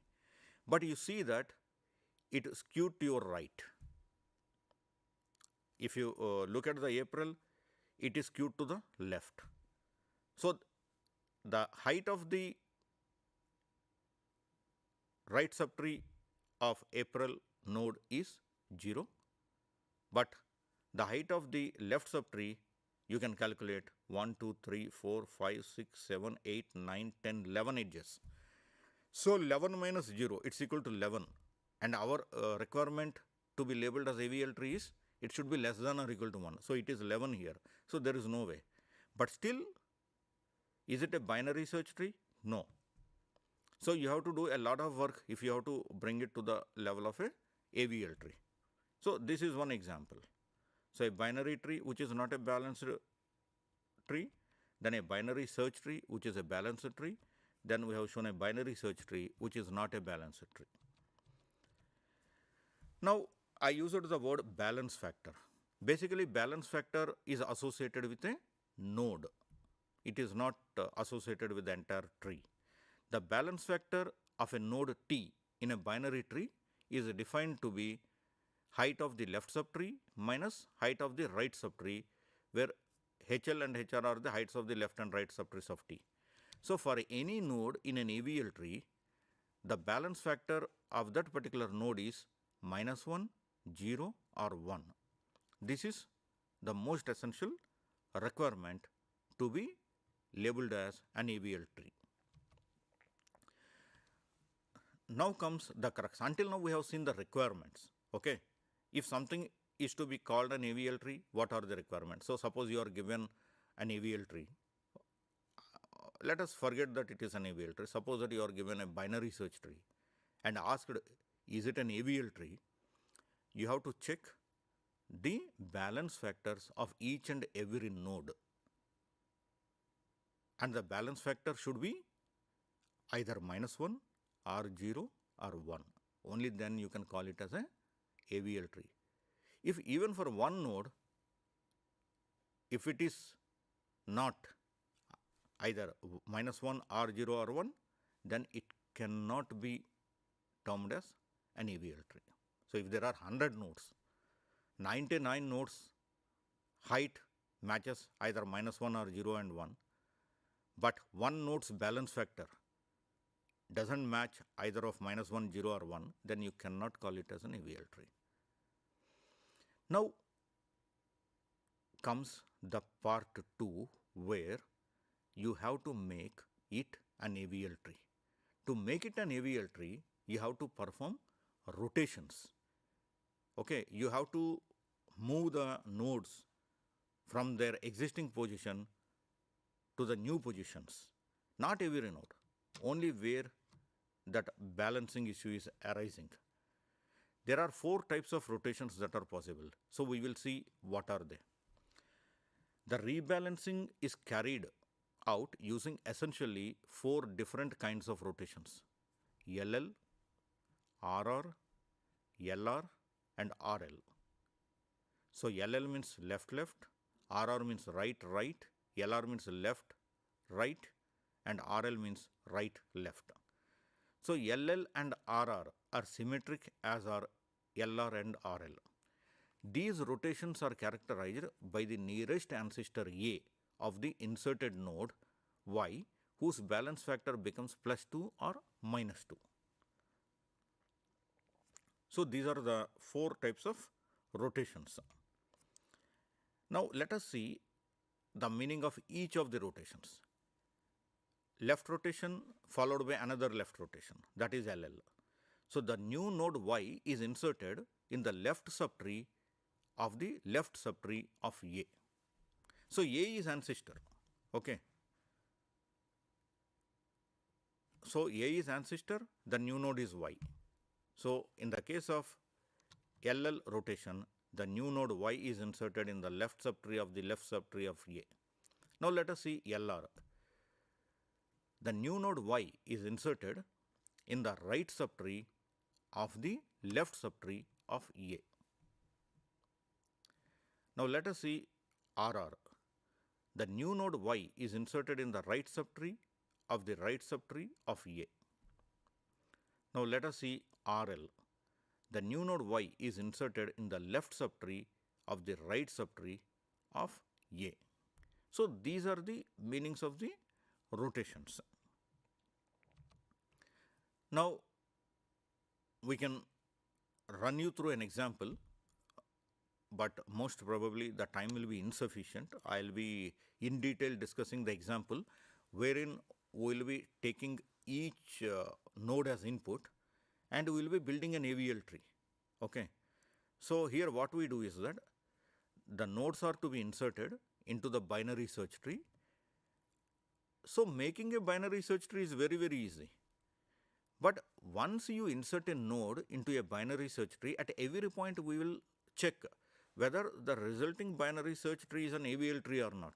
Suppose it is not an AVL tree, we will balance it, rebalance it immediately and make it as an AVL tree. Then again, we try to insert a node, we will insert it, and then we will check, is it an AVL tree? No. So rebalancing is needed.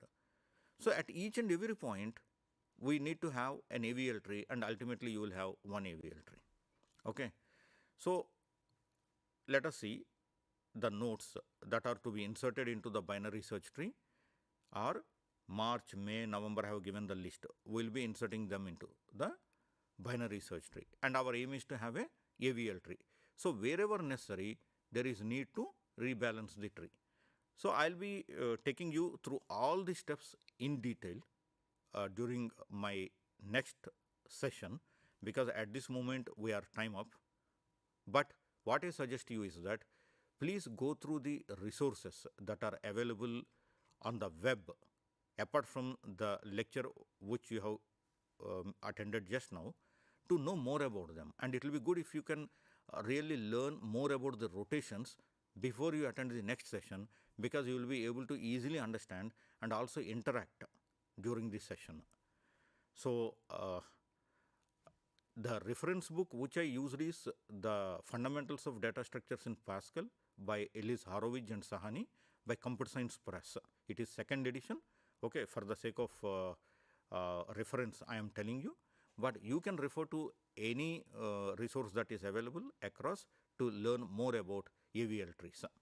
So I thank all of you, and you can always email me on pvsuresh@ignou.ac.in by sending your questions. I will be taking them up during my next session. Thank you very much.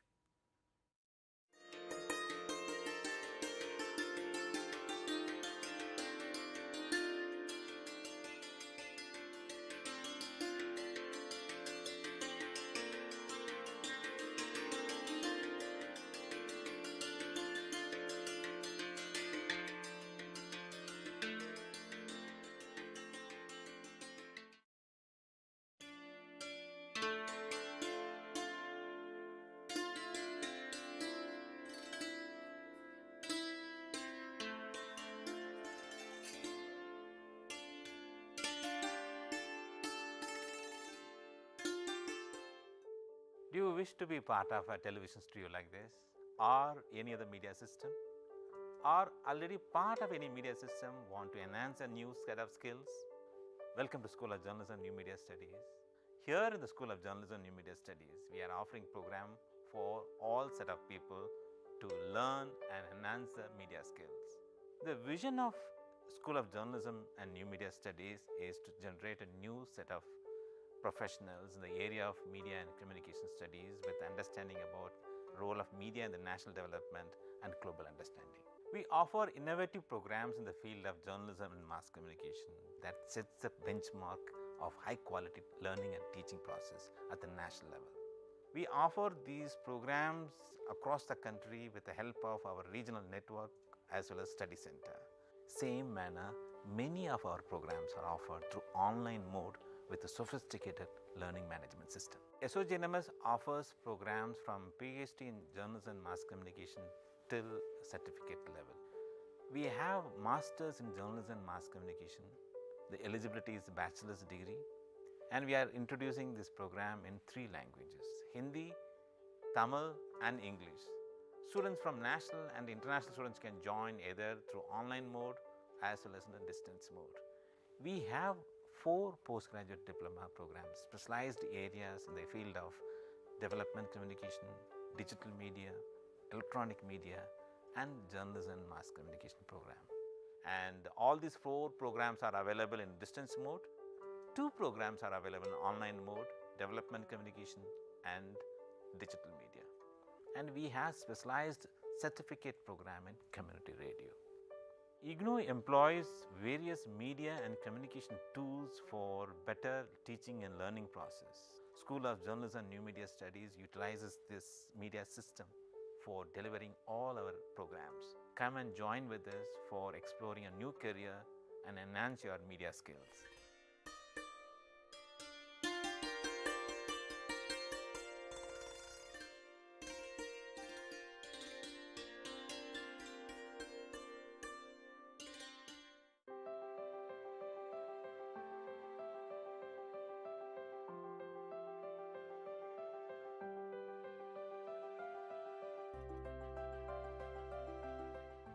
Are you a fresh graduate? Do you want to fulfill your educational aspiration by pursuing higher education in various interdisciplinary and multidisciplinary areas like environmental science, environment and occupational health, philosophy, sustainability science, folklore and culture studies? If yes, the School of Interdisciplinary and Transdisciplinary Studies offers various programs like Master's Program, Graduate Program, Postgraduate Diploma, Certificate and Appreciation Program. The school offers 5 Master's Program: Master of Science, Environmental Science. The eligibility criteria for MSc Environmental Science is Graduate in Science, BTech, BE, Agriculture Graduate, Forestry Graduate and Veterinary Graduate.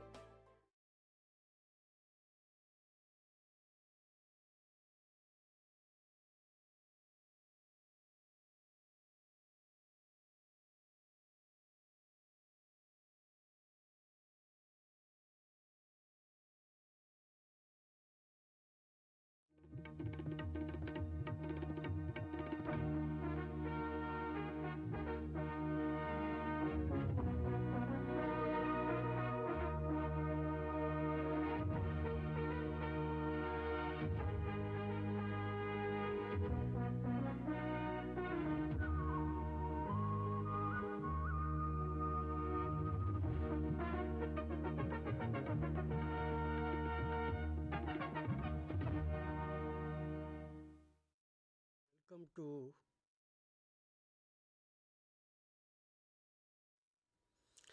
dear learner, welcome to a session on Introduction to PG Diploma in Migration and Diaspora. And before I talk that, I'll be giving some introduction why this topic is so important.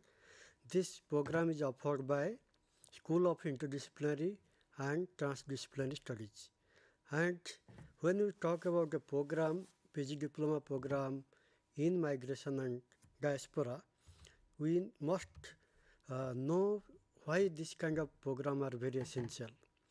Let me give a big picture before I talk about course outline and its importance and career opportunities and other things.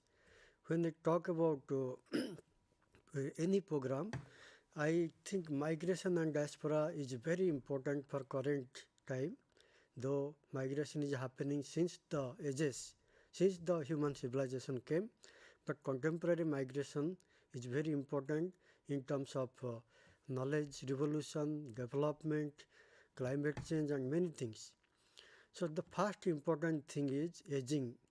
You know, aging is very important because that actually drives migration from one place to another, from one country to another country.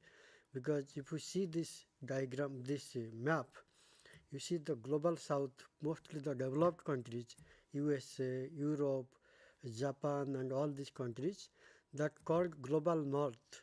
Okay, those countries are mostly aging. That means they have very less youth population but large number of old age people, and that creates demand for workers, and that goes from global south. Who are global south? They are from the developing countries like India, many Asian countries, African countries, Mexico and all these places. So this, because of aging, it creates some impact on migration. As you know, people when they become old, they cannot do work. So to drive the economic development, we need youth population, skilled people and all. So that's why many countries you see today, if you go to any developed country, America or UK and all, you find lots of people from other country living there.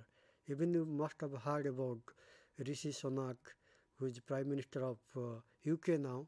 You must have heard about so many people from Indian origin. They are ministers in Canada, Australia, even Kamala Harris in USA, Vice President. So all these are from other country, migrated to USA, UK and Canada and all, so many countries, and that country became populated by immigrant, and they are the driving force of their economy and even politics. So if you see this map, this is what we can expect in 2050. This is a projected population by UN in 2015. They projected that many countries across the globe will become aging. Means you can see the dense, 30 or over. This is the percentage of 60 plus people. 30% of 60 plus people will be in this brown color.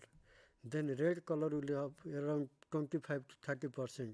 So like that, if you see, most part of the world will be old age people, and that is a very important challenge for migration governance expert. How to manage? Otherwise, if you cannot manage, some country will be overpopulation, some country will have very less people.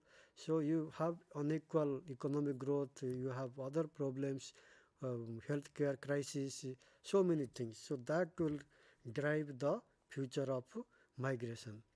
Almost then, by you see the climate refugee, another area is climate. Global warming and all this. You see many countries are actually in danger. They have so many issues of disaster, temperature increase, rise of sea level, and all this creating problem for people, their livelihood and all this. So people are migrating from those places to wherever they can find a opportunity for their livelihood. So this is another area of a big concern, and those who study migration and diaspora, they'll learn better. Then you can see aging population in developed countries, especially global north. You find youth population in developing countries and developed countries in global south, and two large countries. I'll just talk about two big countries which actually dominated the world, China and India, in terms of their population spread. Now they will have a different game. China will have very old population, which is they cannot um, give so many people to. I mean, no, not many people can migrate from China to other country, but in India will have advantage, but we have to manage that migration. So that is very important. Then the other one is when you talk about migration, the conflict, crisis, recession, big events like 9/11, all this can create lots of, all this have created also. You must have heard about war in Russia, Ukraine. So many people from Ukraine came back to India. So many students, around 40,000 students during Gulf War. So many people came, some 80 to 90,000 people came back to India during Syrian crisis, Afghanistan, Colombia. All this create lots of challenges for people, and people migrate from those countries. And you have known the recent time during COVID-19, so much migration related issue happened. People came back, returned from work. There was a job loss, and industry closed, so people have to come back. So that created a reverse migration. And during COVID-19, around 3 to 4 million people came from outside India to India. And there was this Bande Bharat mission, where so many Indians from almost 50 to 60 countries, they came back to India. So these are some of the issues which drive the migration. Then 9/11, you must have seen, that time also there was a restriction for many, especially South Asian people. They are very much scrutinized, and migration was restricted. Epidemics I already told. During Spanish flu, around 40 countries affected, and migration was restricted. SARS, so many people died, and migration was again restricted. Flights were cancelled. COVID-19, you know, all of across world, it was a very huge challenge for migration, and abruptly so many countries, they closed down their borders. They many countries they lost the industries, and also many workers, they lost their job and came back to home. So in emergency situation, so these are all kind of affected the migration. Then the migration regime, you find various international international law and all that also restrict the migration, like refugee regime, migration regime, and all this create barrier for migration or facilitate, or between countries and all it happens. So then you can see the other aspect I wanted to say, that working, that migration and livelihood and employment also affected by robotics and information technology. You see, many countries, they have gone ahead with the high robotics, and that actually taking away the jobs of human. So in future you can see many more works will be taken away by robots. You can see the rise of robots, especially in the United States, China, and South Korea, and Germany.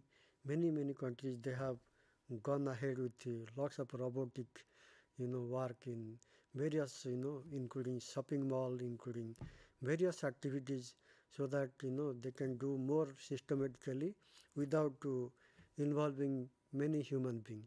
So that way you take away the job of people. Then who will be the at risk of, because of robotification and automation? It is the youth who are doing job, and many of these are during this, you can see the age group 20 to 24 age group, 25 to 29. This age group will be highly affected from any countries. Then what are the jobs taken away by artificial intelligence or robotics? You see, almost every job, almost they are taking to different proportion, but every job they are taking away.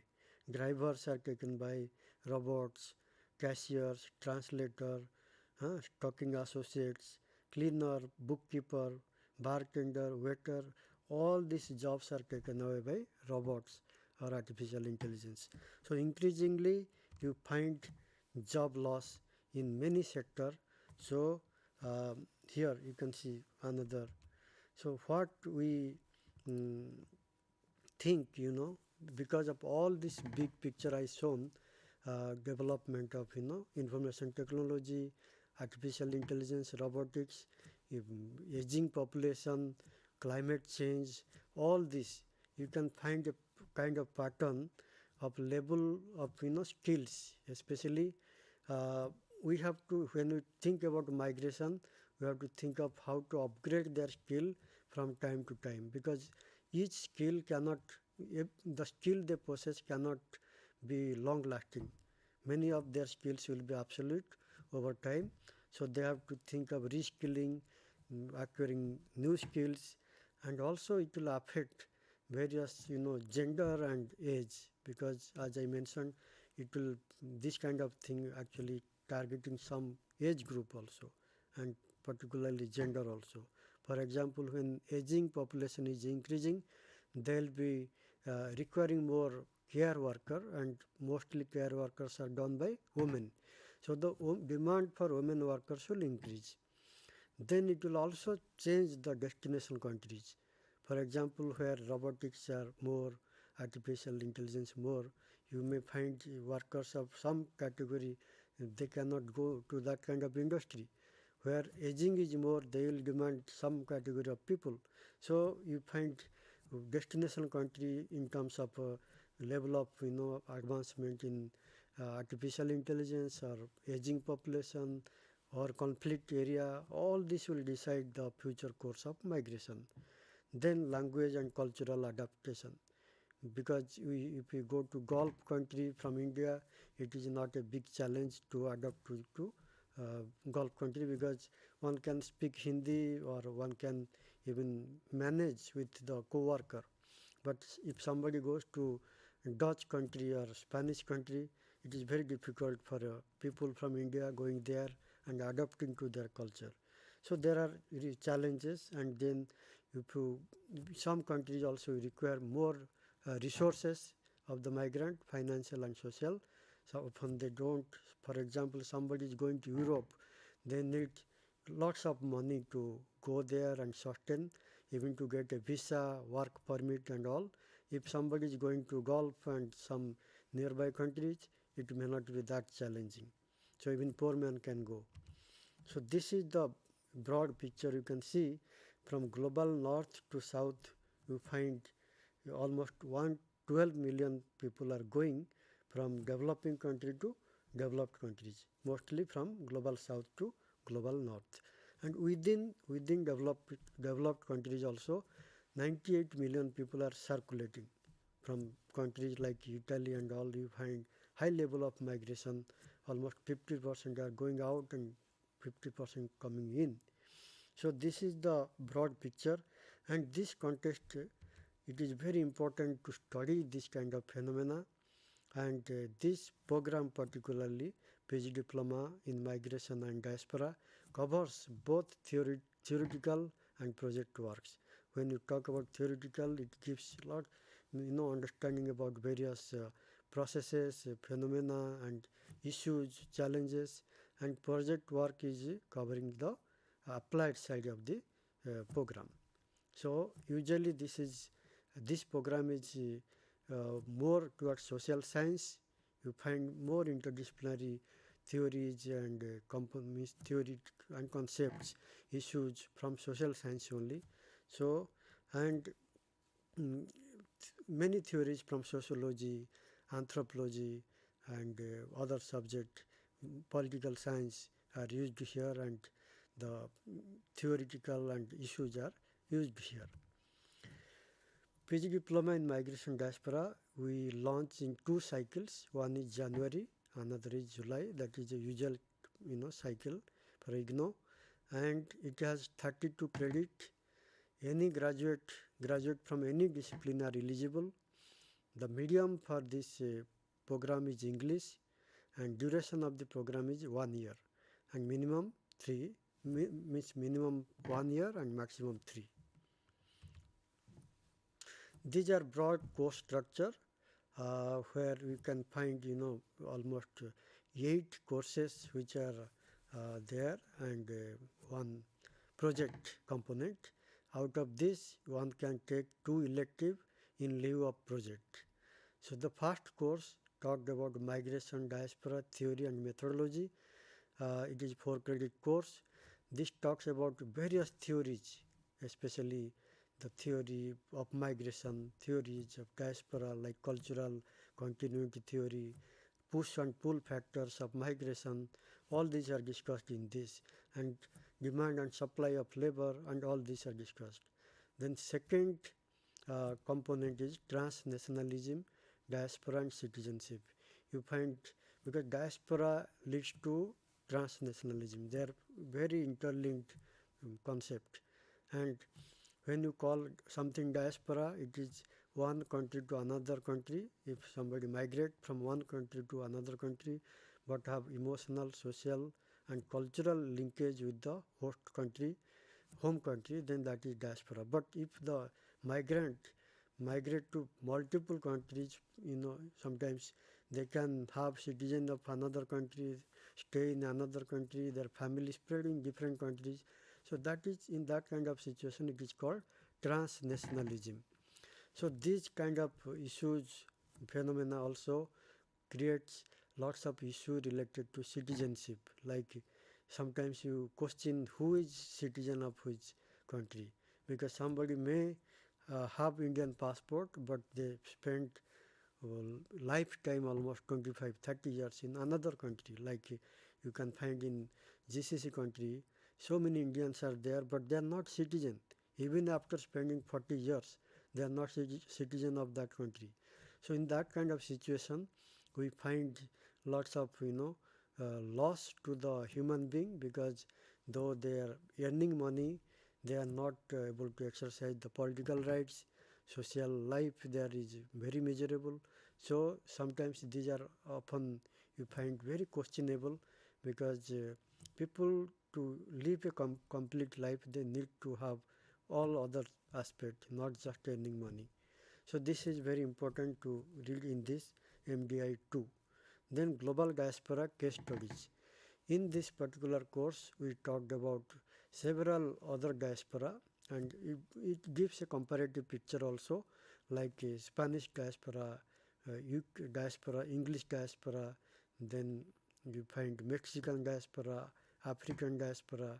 Within India, we find several Chinese diaspora, within Asian countries, Philippines diaspora, and all this, So that gives you a broad picture about the program, and you can compare, there are various diaspora who go as a victim diaspora, like Jews, but there are many diaspora who go as traders, like even within India, we find Gujaratis, Marwadis, Sindhis, they have gone as trader.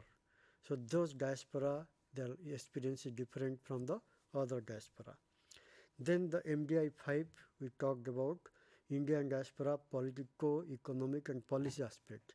So this section especially talked about various aspects of Indian diaspora, especially about how Indian diaspora gone to other country, how they have spread and participated in democratic politics there, and how brain drain also happening, because with migration we find lots of brain drain, and how brain gain also happening. In this section also we'll be talking about remittances and investment and so many other trade and business also. Then the next section will be talking about Indian diaspora, socio-cultural aspect. We see diaspora is primarily is a cultural concept, where if you don't have culture, you lose the diaspora identity. So this particular course will be talking about all those areas, like how performing arts of Indian performing arts in other countries, Indian films are popular in other countries, how women they work as culture bearer, and all this will be talking in this particular course. Then next two are optional course, MDIE1, MDI2. In this we'll be talking mainly about gender and diaspora, how gender, in recent time we find many countries more number of independent female migrants are going. So those, their character is different, the composition, the skill, the destination country, the occupation, all this you have to study, and the impact on the family and family back home, all these are covered in this course. Then the next one is diasporas in India. In this we talked about various diaspora within India like Chinese diaspora, Tibetan and Afghanistan diaspora and all this. This program when we study, there are opportunities in various sectors since it is an interdisciplinary area. In lots of opportunities are there in teaching and research, especially in universities and colleges. There are careers in local, state and national government agencies also, and community-based non-profit and NGO advocacy, recruitment agency. There are career also related to import-export business, especially related to ethnic and cultural product, legal jobs involving migrants, humanities aid workers, policy analyst, project program coordinator. So there are host of jobs. We can enlist even some more. It all depends upon your creativity and your innovativeness, how you use this particular knowledge you gain from this program in your career. And since the program is very up to date and contemporary, you may find very much important to countries like India, which has now the largest diaspora in the world. So this program you can think of, those are very ambitious for a global career, for innovative career, they can think of this program. And if there is any query, you can write to me, to my email, sahu@ignou.ac.in. So I'll stop here. Thank you.